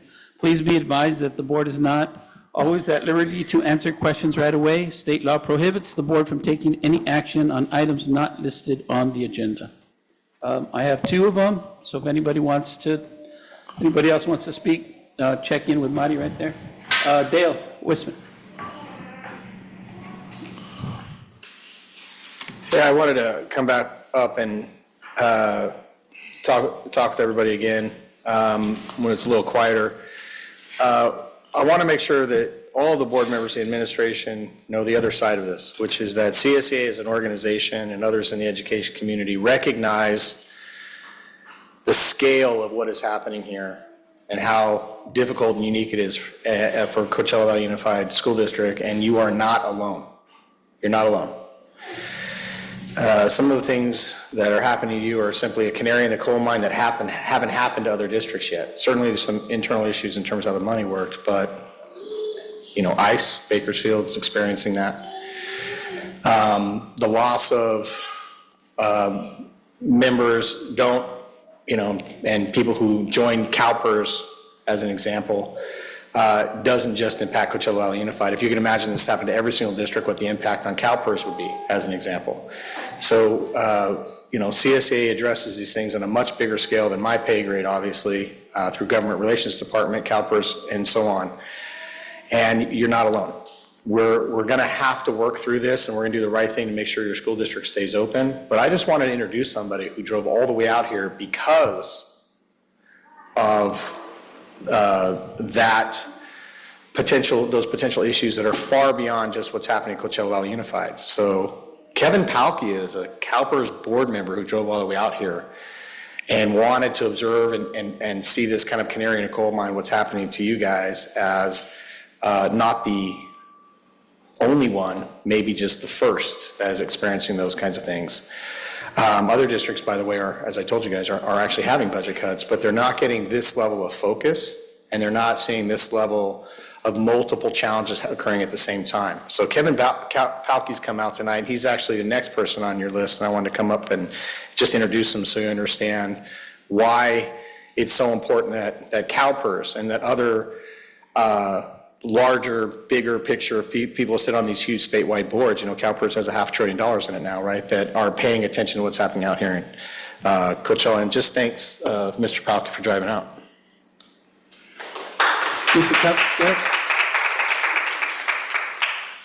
Good evening, board members. As Dale's mentioned, my name is Kevin Palke, and I represent school employees from the northern part of California to the southern part of California on the CalPERS board.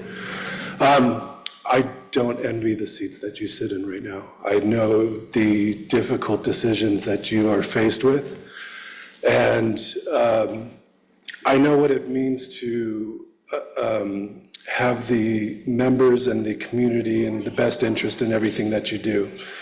But I would like to encourage you to continue to look at the long-term effects, whether it's on the school employees themselves, their families, the communities they live in. All of it is interconnected. A loss to our schools hurts much more than our students. It hurts our communities, it hurts our great state of California, and the effects could be long-lasting. So continue to look at the long-term effects. These days, we're surrounded by so much noise and the immediate, trying to respond to things immediately, but a lot of that is noise, and as long as we're looking at the long-term goal and the long-term effects, I know that we can make a big difference in the state of California as well as in our communities. So thank you.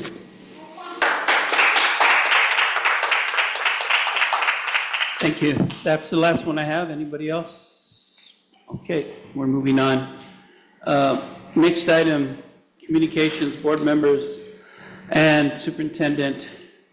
Written communications, got any? Our student board member report?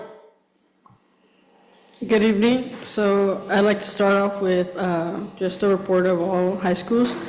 So I'm gonna start with La Familia High School. It says quarter awards took place on January 31st to recognize students that showed improvement and dedication in a particular class. COD Financial Aid Night, seniors are welcome with their family to join and receive personalized support to complete financial aid applications located at COD's Palm Desert campus on February 6th and March 12th. Indios campus is to be announced. Sports, La Familia's boys and girls soccer team received their first victory against Amistad High School, scoring 11 points in its first game of the season. Desert Mirage High School would like to share many seniors have completed their FAFSA and DREAM Act applications. Counselors are helping with those who haven't. Scholarship opportunities are also being updated regularly on Canvas to help students find financial aid. The wrestling team has had a strong season with several athletes qualifying for CIF, including, I'm sorry if I pronounced this name wrong, Kenia, it's Kenia, Reynoso, Victoria Sandoval, and Owen Amaya. West Shores High School would like to share that on February 5th, students at West Shores High School took a stand in solidarity with immigrant families by participating in a protest. Many chose not to attend school, work, or shop as a way to raise awareness and show their support. As a result, our school saw only 50% attendance that day. While actions like these can have an impact on the district, they can also highlight how strong students feel about issues affecting their communities. Now, this is mine for Coachella Valley High School. I'd like to talk about a meeting we had today with security. We had a group of ambassadors and some students. We had a meeting with the security beforehand last year, and I brought it up in a board meeting as well. We were gonna address it with Jesse and another one of the security, but they got busy during the period, which is understandable. So Mr. Castillo stepped in.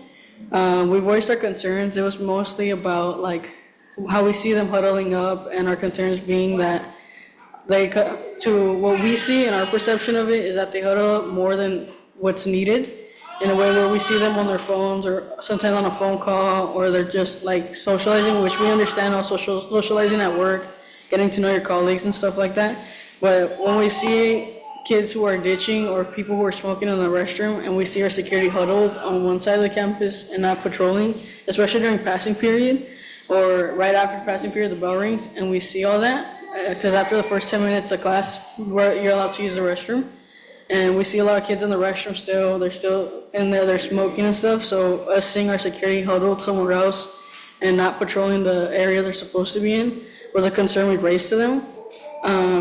Mr. Castillo answered it with, he'll raised our concerns to them.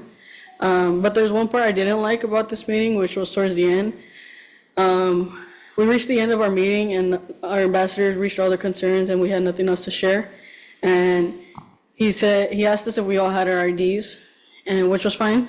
And so we shared that, yes, we do. We showed our IDs.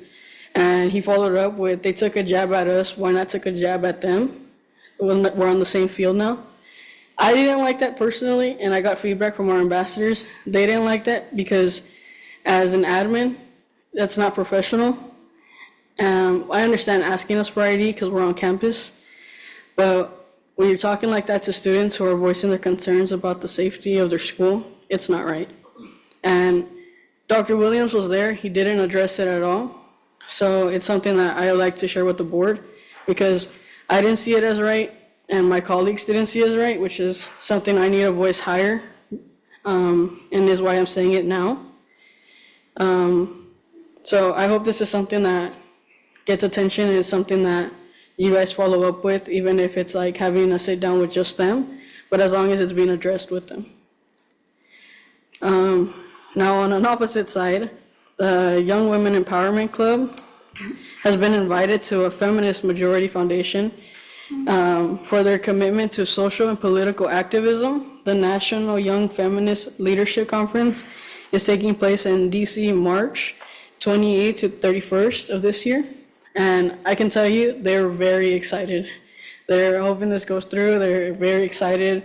They've been committed all year. They have meetings all the time. They're staying for long hours and they're really working to get this done, making sure it goes through. And from what I hear, it's one of their first big field trips if it gets passed. So they're really excited to see how far this goes. And then I'm really glad to hear, I got a presentation today about LCAP. I'm really glad to hear that, if I understood correctly, LAFA will soon be getting an after-school program, or it's looking that way. I'm really excited to see that there's some programs going out to LAFA, because it's something that the trustee this year has been pushing out, that it's something that she wishes gets inputted. So it's something I'm glad to see that they're hearing the students, and it's something they're getting feedback into. And then I'd like to show appreciation for the red cards that got passed out. That showed our rights when ICE comes and everything. I know some kids like those, they have them on the back of their phone cases. So I'd like to say thank you for those. Not a minor report. Thank you. Thank you. Well stated. Dr. Esparza will look into some of those other items. Board member reports, communications, requests for other meetings. Mr. Gonzalez, you want to go ahead and start us off? I have no report, Mr. Cunha. Mr. Arredondo? Good evening, everyone. Thank you for coming out. We heard a lot of public comment. We know that these are tough times, but you know, it's also as a board, it's important that we put the district on the right path to sustainability and make sure that we have funding for our students, our families, and those that are within our district. I got a chance to see some of the school sites that have been that have new playgrounds, and so I just want to thank staff for those new playgrounds. They you know, the kids are happy that they have green grass to run on, and they have these amazing park structures. They look like, I mean, big parks now. So thank you to staff for that. I also got a chance to go to La Familia High School, walk around. You know, I'd like to commend Mr. Mickelson for the work that he's doing in La Familia. I talked to some students really quickly about their experience at La Familia, and they like that small, just 250 students there. They like that small environment and are really excelling. So I know our student trustee asked for new tables, and I know that, you know, we have budget constraints, but I did go by there and, you know, see that they also need new lunch tables at some point. But other than that, I'd like to just once again thank everybody that's here, thank everybody that came, public comment. It's important, and we are working together to make sure that we see this district through these difficult times. Thank you. Nothing further, Mr. President. Board Member Garcia. Thank you to everyone who was here earlier today. Thank you for everyone who stayed this long. I know this is a long meeting and it's been a doozy. Thank you to everyone who's reached out to us via email, text messages, phone calls, back and forth to people. We hear you and all of your concerns. This is our worst case scenario, and there's no going around that. It's never easy to make cuts like this. Every single person who is in here talking to us is part of our learning community. I know, and I've seen firsthand how you work with all of our students, all of the parents. I mean, just going in to ask a question about my own son, I see the students go and they know every single person in the district office, every single person, and they're so confident. You can tell they feel safe and seen because our staff has such a beautiful connection to our students. I can't say that one of you is worth more to our students than the other. It's an unfathomable feat that we have here. It's not easy at all. I don't like it. I can't change the past. I can only work with what's in front of me. And unfortunately, we have a very steep timeline with RCOE, even more steep than the RIFs, unfortunately. And I don't like it. I don't like that it's so much money in 1 year. I would have preferred it was separated so it doesn't feel like such a huge impact. So none of this is lost on me. I don't like hearing that even now, before the RIFs have even been official, we're losing talent that's going to be very difficult to replace. I don't want any of you to go anywhere. You have a connection to our students. They love you, our parents love you, and I hope that you can sit through this discomfort and see how many of you we can save. Because honestly, I know that the list shows RIFs, but there is an option for many of you to be saved, and I hope that that's the case.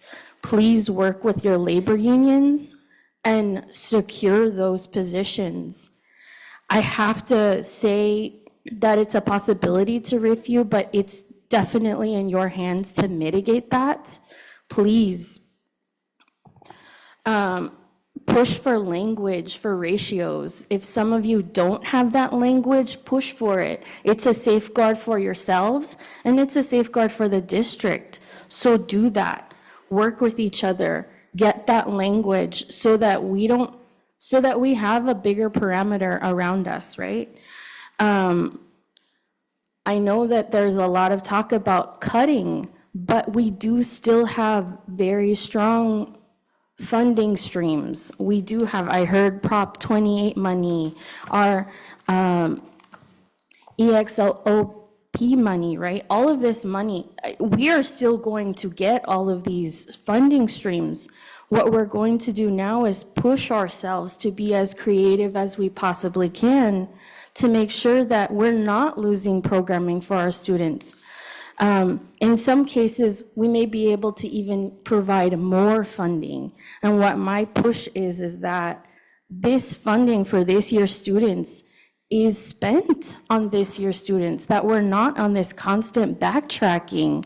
I want to make sure that we're providing as much as we can because our students deserve that.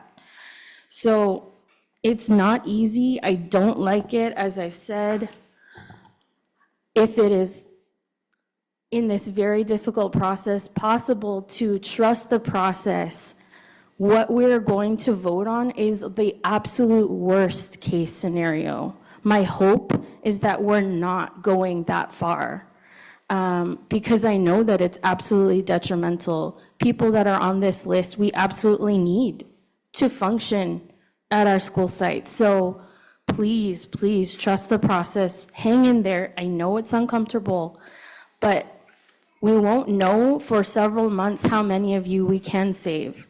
So if you can work with that and work with us, I don't want to lose any of you. As far as what our student representative spoke to, I don't like the sound of the back and forth with security. Our students are there in a particular capacity, but I think that was, the way it sounds, it was unprofessional, and hopefully we get that worked on. My heart breaks for where we are, but the only way forward is to make these difficult decisions. So please, please, we thank you for all of your input. Continue to have it. We're listening. Thank you. Board Member Torres. Thank you, President, for that. Thank you for everyone for your comments. We do take that to heart when we go back and discuss, what the concerns are for the community. And we have to remember that, I myself am part of the community. My kids go to these schools, and they also are going to be affected by whatever happens. Or, their services that they're using, that you're talking about, my kids are also there. I'm not a person that's disconnected. So, it's hard for me to see that, what are my kids what are they gonna do without these services? So it hits my heart with my kids that are in the same situation, using these services that may or may not be available. But when we're looking at the concerns and hearing the input from the community, I don't know if anyone has looked at what the California has to offer. When I look, and I did my research on the school, Coachella Valley, there's a website called the School Accountability Report Card. And when I look at that, in the past 5 to 10 years, Coachella Valley School District was coming up. We went from a low rate of graduation, English learning, mathematics. We were up to past 50% of meeting or exceeding our achievement rates. It's called achievement rates. So we were almost 50, and then COVID hit. And then we went down, English learner went down to 3% meet or exceed the achievement rate. Math went down to 7%. But 1 year after COVID, 2 years after COVID, we brought that up to 30% English learning within the last 2 years of COVID. Math came up to past 50% again. So we bounced back after COVID. And I think that had to do with the funding that we were awarded. We were able to get the programs, we were able to get the students back on track with the staff. Everything that we're talking about, we're going to be missing out now. And I think that's the concern. But I think it's just a test of time that I liked what Mr. Dale, I think it's Westman, said, to negotiate and then see where we are within the year. And I think that's a good take, right? To look at where we are now, we'll probably take a hit just like we did with COVID, but we're going to bounce back. We're going to be able to advocate for initiatives and funding. We're going to be able to, like I said, just bounce back. And I think these programs will be back, even if we have to, look at sparing some of them for a little bit. But again, it's just something that a lot of the programs throughout the state are going to, just like what was said earlier. And I know that a lot of the community was saying that the board needs to be held accountable. Well, all politicians need to be held accountable. Every single one of the politicians need to be held accountable. And for the school board, for every politician, there is a recall system. There's a recall procedure. And if you go to the Secretary of State for the state of California and look up recall, there is a system where you can petition and remove board members. And it's also in the Coachella Valley Board policy, bylaw number 9223, when you're talking about filling vacancies if you petition to get a recall. So I'm just putting it out there. We're being transparent, and I think we're going to be more transparent in the financial realm as far as where we get funding, how that funding is spent.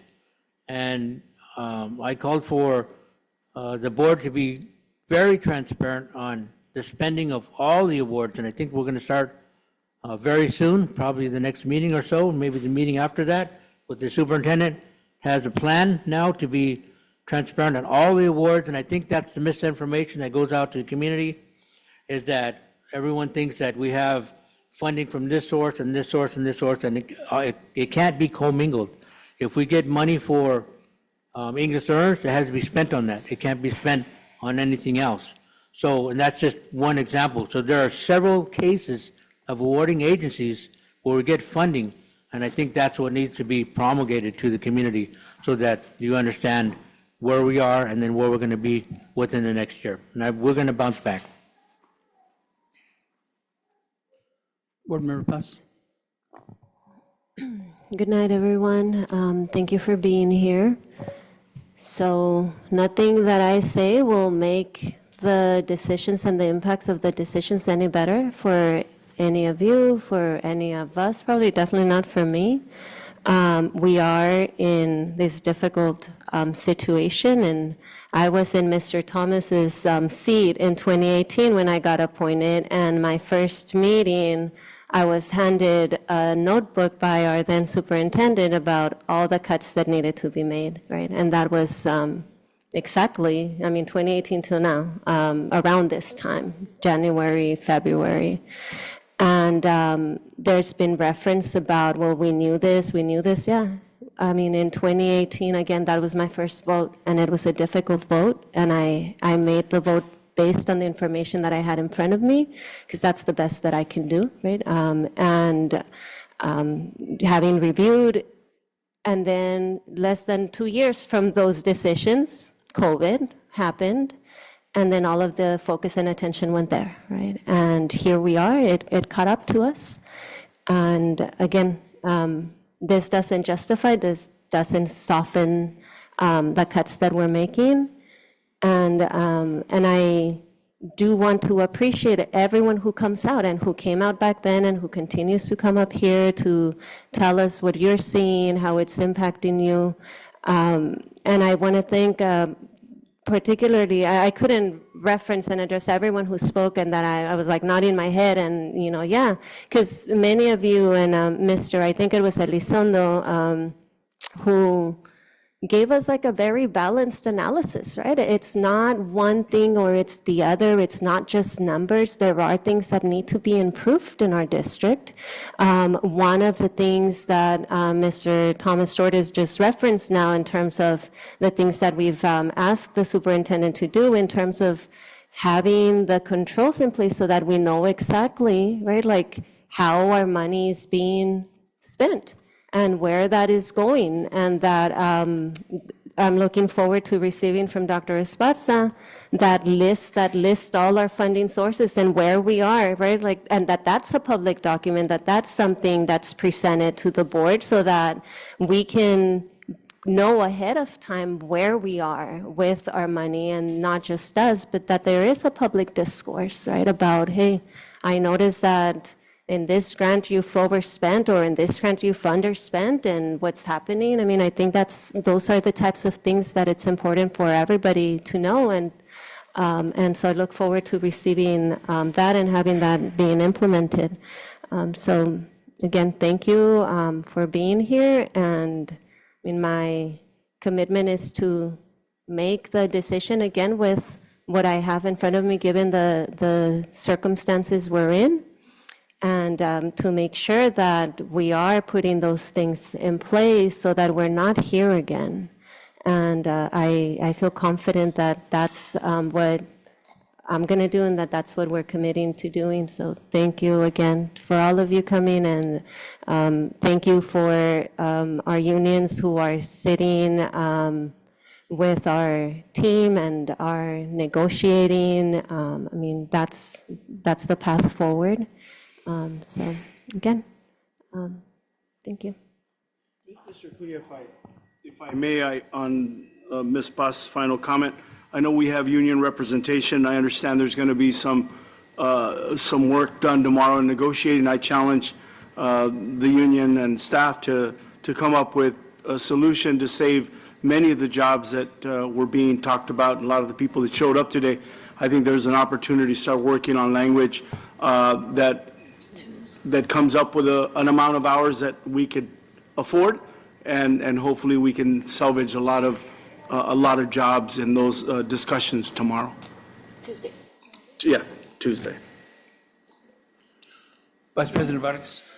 Yeah, well, thank you. I want to start off by thanking Lynette, for having the courage to speak up, and, it's unfortunate that you had to experience that, so thank you. Thank you for modeling, what's good, to speak up for us, right? I do want to thank everybody who came out tonight to provide public comment.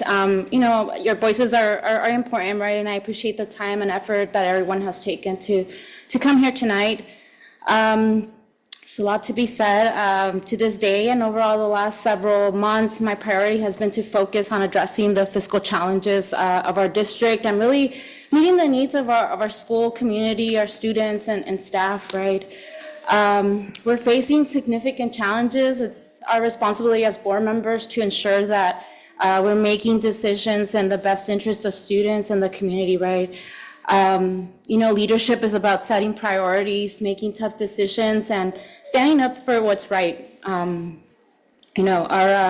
mission as an educational institution, right, is to provide quality education through shared responsibility in a safe, supportive environment for all students. And, I had a lot of time to really reflect and think about, some incidents over the weekend, right? As public officials, I understand that we don't necessarily have the privilege to privacy that maybe others do. I recently became aware that I was followed, and maybe it was part of an effort to discredit me, and I asked my colleagues to maybe condemn and speak up to stalker-like behavior, right? I don't know that any elected or not deserves to feel, threatened or intimidated simply because we have a passion to serve. And as a woman, it was definitely difficult to know that I'm being followed, right? And so, it just doesn't quite feel right. Sadly, some of my colleagues are raising daughters, have strong, independent sisters who, just like me, often navigate very male-dominated spaces. And, for no one to acknowledge that, it's difficult.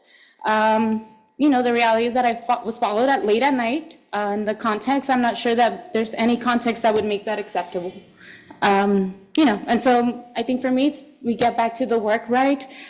So in my board report last week, there was a series of executive orders from the federal administration that put a number of our programs that are federally funded within our district at risk. And one of those programs is our free and reduced program, among others, right?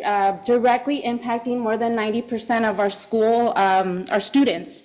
And although these programs, these orders were rescinded, it should serve as a warning for us. We really need to take proactive steps to work and strengthen our relationships with our federal elected officials to continue to ensure that those resources are being brought to our district and really safeguard those fundings for our most vulnerable student and families. On Monday evening, late at night in North Shore, I also attended a meeting with residents, families from ICUC who raised concerns again about our transportation, about our public bus stops, right? And although, it doesn't necessarily, some of the issues that they raised don't all pertain to, or we might not have the authority to resolve ourselves. I think it's important to maybe hold a 2x2 with our Riverside County counterparts and maybe identify some ways to address some of these concerns, maybe possible grant opportunities that we can share that responsibility, right? Some of the things that they brought up are concerning, right? It's about their safety, and I think we need to try to make those efforts and have those discussions. Tonight, we're making very difficult decisions, right? And like it was shared earlier, there's nothing that we could say, right?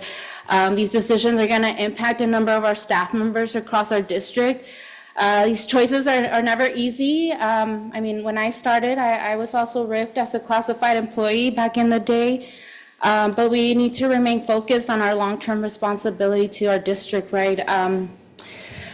Over the last several months, we've heard a number of comments, and that included tonight, right? Comments from our staff asking us as a board to take responsibility And I believe that our staff is really looking for us to step up as leaders and to hold ourselves accountable for the decisions that we made, regardless of who followed through or didn't, right? I think there's a number of us, and I'll say myself, I've already made the personal choice to minimize my travel costs, attendance to events and conferences to ensure that there's no additional costs incurred to our district. But I really, truly believe that we need to do more. As board members, we receive $400 stipends, and that includes our health benefits, right?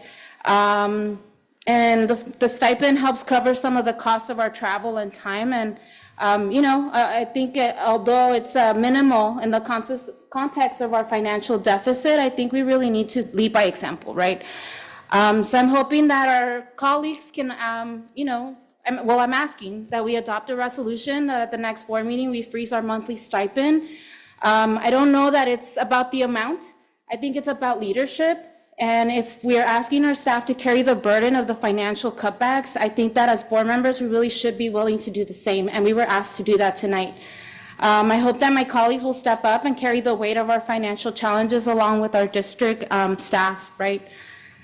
We really need to be focused on the issues, take fiscal responsibility, our student safety, and the well-being of our district. And, it's moments like these that it's gonna really show and demonstrate what leadership is really about, right? I think for me, the last thing I'll say is I remain committed to prioritizing and serving our students, our families, and our staff, and continue to meet my obligations. As I've always done, I'll seek legal counsel when necessary, and really advocate for what is right, and make the right decision, right, for our families. So I thank you, and I'm eager to get back to work and do the work for our community, which they expect us to do. Yeah. Thank you. Thank you, Vice President Vargas. Yeah, it's a sad thing that have to worry about being stalked and being followed, and as probably many of us probably have been, and we just haven't noticed, or some of us don't care.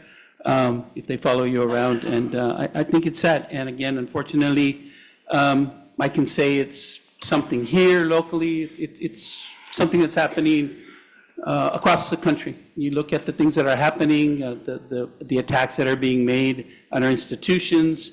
They're talking about dissolving the Department of Education so they can eliminate all these other things for us. And so those are things, as you mentioned, with the school lunch program. There are things that are going to affect us, and these are national things, but the attitude and the vitriol and the lies and the people just going on TV saying lies, and you cannot compete with that. People getting funded by special interest groups to run campaigns against certain people. You can't fight that. You can't fight social media with the truth, and it's happening across our country. People are just, it's just hard. It's you get the truth, unfortunately, the old saying that the lie will get around the block 20 times before the truth even gets out the door. So, and unfortunately, that's not only happening here, but that's happening across. And unfortunately, I think, the people who did this to you personally have no shame. They basically are cowards who hide in the shadows. As most people who do this stuff online refuse to put their names. I'll always put my name to anything I say. So in that sense, I agree with you. I support you, and hopefully whoever's doing it will knock it off. I doubt it, but hopefully it'll knock it off. Again, I also want to thank everybody who came out tonight. I have always said this in the past, whether you come to support me, come to oppose me, to come and yell at me, whatever, the fact that you took the time to come out here should be recognized and commended for getting involved. So I do appreciate everybody coming out here and talking about that. I've looked at this plan as everybody else here. There's parts of it that I truly hate, I truly detest. Programs that I fought to create, to put here over years and years and years, and we finally got them. Now we're cutting them. To take something out or to put something back in, you have to take something out. And it's, again, But I truly believe, and I've said this before, yes, there's a lot of things of who didn't do what. I've said this before, and I'll say it again at the end of the day, and I won't speak for my colleagues. I am responsible as a board member for everything that happens in this district. Whether I did it or directed it or didn't direct it, we're still responsible. I am. Again, I'll never speak for my colleagues. They can speak for themselves. But in looking at this plan, again, there's a lot of bad things in here that I truly detest. But one of the things that I will have to say is that unless we fundamentally change the way we do things in this district, and I mean across the board, I mean in all the little spaces and all the little silos and all the little, unless we fundamentally change that, I believe we'll be back here in 5 years. The same thing, as was mentioned, we had a report, it's called the Figment Report from 2018, 2019. It's basically, we're doing another one today, and it's going to say exactly the same thing it said back then. We're overstaffed, we have to start cutting back, we have to hold people accountable and to do it. Unfortunately, COVID hit, and we got lots of money that we're able to just kind of paper over that. We're all good, we're all fine. But we're back to 2018, 2019. We're back to where we were. And yes, that is the responsibility of this board. Whether you were on the board in 2018 or you just got elected, it's now our responsibility, I believe. So unless the other things come with that, and I know people are going to get mad, but that means how we process things, how we do things, our collective bargaining agreements, all those things have to be looked at to make sure that this doesn't happen again. Because again, every so many years it seems to be happening to us. When I got back on in 2014, we're in the middle of one. We solved it for a while, came back in 2018. COVID hit, now it's back again. We have to fundamentally change the way we do things, or we're just going to keep repeating over and over and over and over. It'll take a few years. COVID bought us a few years, but we do this, we get back on track. In 5 years, if we don't change the way we do things, we're going to be right back here. So, and you'll all come out and yell, and you'll all be, we'll be cutting jobs again, and we're doing this. We have to do better. I'm encouraged that our superintendent, we've been giving her direction, and she's been brave enough to actually start doing this. And, a lot of people are angry at her too because she's following the direction of the board. And again, it's easy to get mad at our superintendent, but remember, everything she does is at our direction. So if you want to get angry, come back to us. So again, we'll see. My thing has stayed the same. I believe that this vote should be unanimous, and if it's not unanimous, then we shouldn't vote for it. That goes back to my thing. We are all in it together, or we're not, right? We're either all in it together or we're not, and the vote in a few minutes will test that theory, if we're all in it together. So we keep saying that, but we'll find out in a few minutes. Thank you all for coming, and with that, Dr. Esparza, your report. Good evening. I want to thank everyone who came up to speak. I truly appreciate that you're expressing your concerns. Please know that, again, reducing staff is a difficult decision as it directly impacts many of the individuals who contribute to the success of our programs here in the district. And I want you to know that I'm focused on tangible outcomes.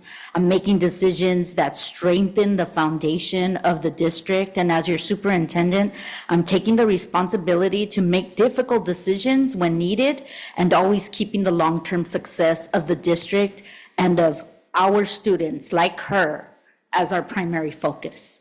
And so please know that that's something that we need to do. And we will be able to make some adjustments as we move forward, but as Ms. Garcia, Board Member Garcia stated earlier, this is something that is worst case scenario at this time. And so we look forward to sitting at the table with our CSEA partners and making sure that some of those changes can take place immediately. Again, I want to thank our COE for being here with us. I also want to thank FICMAT, who spent the week here with us and gave some suggestions and guidance and asked a lot of questions in regards to where we're going, and basically, commended us and said as long as the board and the work with the board stays on course, we will be fine in the out years as well. So I want to commend them for coming in and staying so long, and again, asking those courageous questions and looking at all our information. We will be receiving a FCMAT report in between 6 to 8 weeks, and they're going to come here publicly and give the results of the report here at the podium to the board and let us know where and how can we improve, what structures are we currently putting in place, and where do we need to go? And so, again, I want to thank RCOE and FCMAT for being able to support us through all of this. And so it's not an easy decision to make, to put these types of reductions together, but as your superintendent, taking the responsibility of moving forward for our students is what I need to do. Thank you. All right, thank you, Dr. Esparza. Moving forward, item 6, information presentation, the CVUSD fiscal stabilization plan. This is just for information, correct? So unless anybody has any more questions on this, I think we probably beat it to death, but anybody have any questions? Seeing none, the report is accepted. Item 7.1, Mr. Boomer requesting approval of memorandum of understanding with the Creative Club from Tools to Tomorrow. A motion? I have a motion. Do I hear a second? Second. I have a motion and a second. Any questions on this? All those in favor? Aye. Student trustee? In favor. All opposed? Motion carries. Item 7.2, Mr. Mickelson, requesting approval, of purchase with Fiesta Ford for site vehicle for La Familia High School. Motion? I'll second. I have a motion and a second. Any questions on this? All those in favor? Aye. Aye. Student trustee? In favor. All those opposed? Motion carries. Item 8.1, Director Talares, approval of the stabilization plan. Do I hear a motion? I'll motion. I have a motion. Do I hear a second? I'll second. I have a motion and a second. Any final questions? All those in favor? Aye. All those opposed? Sorry, I did that on purpose. Student trustee? In favor. Motion carries unanimously. Item 9.1, Assistant Superintendent Nakowitz, approval of resolution number 2025-29 regarding certificated reductions or discontinuance of particular kinds of services, deviating from the seniority order and establishing a tie-breaking criteria. Motion? I have a motion. Do I hear a second? Second. I have a motion and a second. Any questions on this? Seeing none, all those in favor? Wait, can you explain that a little further for me? Excuse me? Can you explain that a little further for me? Sure. Like a little more detail? The resolution outlines the positions that will be RIFed that are certificated, which is teachers, nurses, anything that falls with the certificated license. And then we do a seniority list based on number of years working. And then there's also a tiebreaker where we have some shortages in certain areas, and that tiebreaker will help us determine if there's any exceptions to the seniority. Thank you. Okay, all those in favor? Aye. Aye. Student trustee? I'd like to abstain. Sure. All those opposed? Motion carries. Item 9.2, Assistant Superintendent Nakowitz, approval of resolution number 2025-30 regarding layoff of classified management and classified confidential personnel due to lack of work and/or funds. Do I hear a motion? So moved. I have a motion. Do I hear a second? Second. Any questions? Seeing none, all those in favor? Aye. Student trustee? In favor. All those opposed? Motion carries. Item 10, consent calendar. All matters listed under the consent calendar are considered by the board to be routine and will be acted upon in one motion.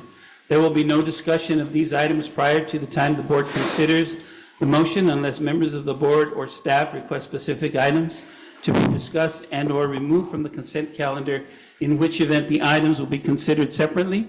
The superintendent, assistant superintendent of educational services, assistant superintendent of business and finance, and assistant superintendent of human resources recommend the approval of all consent calendar items. Do I hear a motion? A motion to approve the consent calendar respecting any board member wanting to pull an item. Do I hear a second? I'll second. Go ahead. And I have a comment, not that it's going to, so I don't know, I don't need to pull it because I'm not going to, but I have a comment well, let me on pull one them, of them. ask who wants anything pulled, and then I'll let you make a comment. Okay. Can I pull 13.5? Just want to vote on it separately. 13.5? Okay, anything else? Anybody else? No. I'm actually going to pull 14.2, Part 10, items 3, 4, and 5, and 14.3, Part 10, item 1. Okay, we have a motion and a second. Ms. Boss, you want to make your comment? Yes, I'm seeing the agreements here, as we always see every year, for using the tennis gardens for our graduations. The tennis gardens are like open, right? I know that Acrisure Arena has been holding some graduations. I went to a graduation there from College of the Desert. It's indoors. We don't have to be worried about either being The elements. so hot that everyone's, dehydrated, or that it gets windy and whatnot, as it typically does. So I just wanted to mention that because I had thought about it, but I hadn't brought it up in the past. That's a good idea. I can respond to that. We did look into that because of those reasons, but it was $55,000 per day. And that doesn't include like the vendors, the setup, chairs, nothing. So that was just for the use of facilities. How much is it compared to? We, Tennis Garden has always been working with us. This year, they extended their gratitude, I should say. So they're not only giving us $25,000 per school, but they're also paying the stage, which is $17,000. They worked with the vendors to make sure to lower the cost, and that gave us a savings of $3,400. So in total, last year, we paid $80,000. Right now, we're looking at $47,000 total. Wow. A savings of $34,000. Understanding the fiscal predicament we're in. Okay. It's expensive. Yeah, thank you. Sorry, seeing no other comments, all those in favor? Aye. Student trustee? In favor. All those opposed? Motion carries.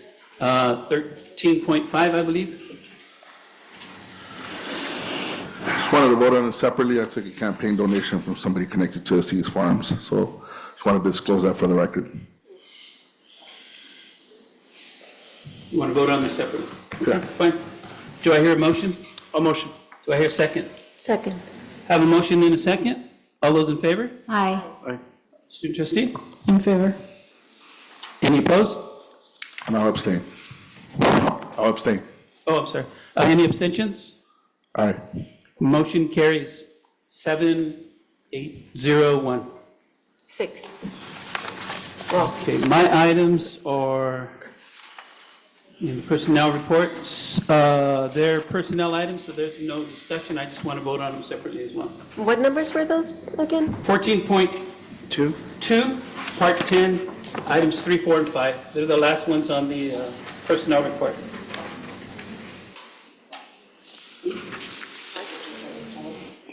Part 10? 3, 4, and 5. 3, 4, and 5, yeah. 3, 4, and 5.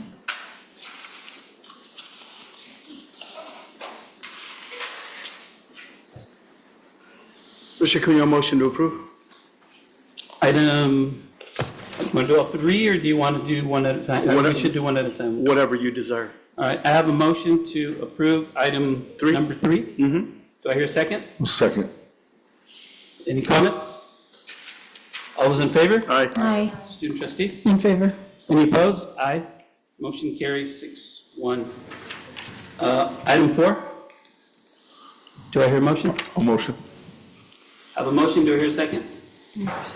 I'll second. Have a motion and a second. All those in favor? Aye. Student trustee? In favor. All those opposed? Aye. Item 5. Do I hear a motion? A motion. I have a motion, do I hear a second?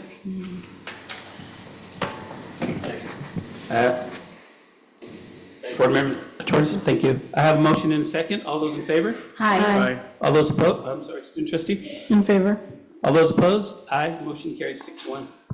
Next item, 14.3, Part 10, Item 1. A motion. I have a motion. Do I hear a second?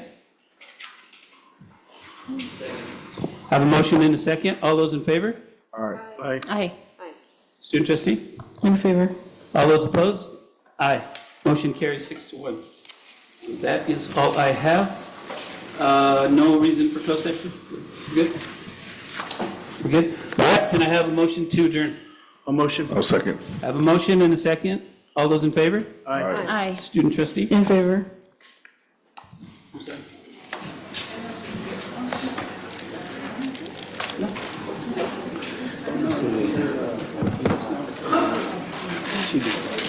The one that was like in the door when we came in on closed session. I apologize. She just walked Changing the agenda, they added, the item was not 14.3, it's 14. Oh, you might have to be. I'm sorry. I'm sorry, I actually haven't called. The item that I had pulled was not 14.3, it was 14.1. Oh, it was? Yeah. And So that we was could item- just simply, I don't know if you want to revote on that, or do you just want to simply go back and say it was 14.1? Sure. Are we good with that? You want to have a revote, or just, I just got the numbers confused. Okay. One in. So it was 3, 4, and 5 on 14.1? 14.1, and Word then for the it other instead one of was 14.3. 14.2. Sorry about that. I got them. They added that other one, and I got them mixed up. That was my fault. My fault. All right. Having a vote, motion, all in favor, I think we already voted. Hold on. I need to open the document again, so I Yeah. post everything. Wants to see the items. Yeah, it's the last one on that document. Yeah, I apologize. That was my mistake.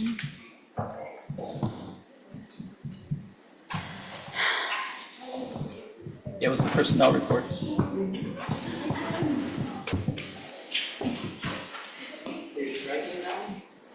Part 10.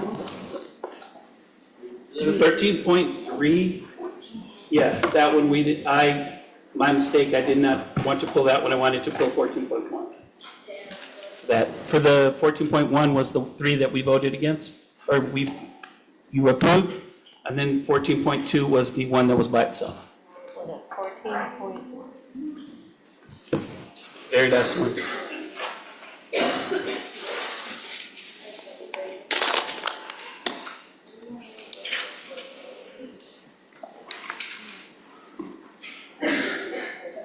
We can go back and revote if you're more comfortable, or if we just make the change in the number.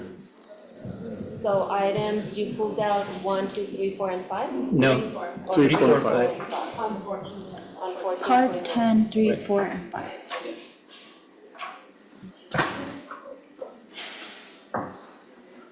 The items were correct, the numbers at the top, it was 14.1 and 14.2. And the motions taken one by one were to approve the recommendation? Right, correct.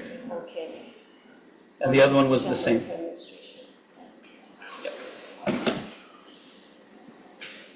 So again, I ask, are we good with that simple change that we did the numbers? I'm good with it on what I motioned. We're good? Okay. Do you make that correction in the minutes, Mari, and then make sure that it reflects the vote was for the 14.1 and 14.2? Apologize for that, I got my numbers wrong. And just, I mean, I'm curious that these were pulled out because everybody voted and it's to do what's already here. Correct? Joey wanted to vote against it. All right, thank you, everyone. Sorry for the confusion at the end. That's my fault. Have a good rest of your evening. 10:05. Not too bad. Thank you all.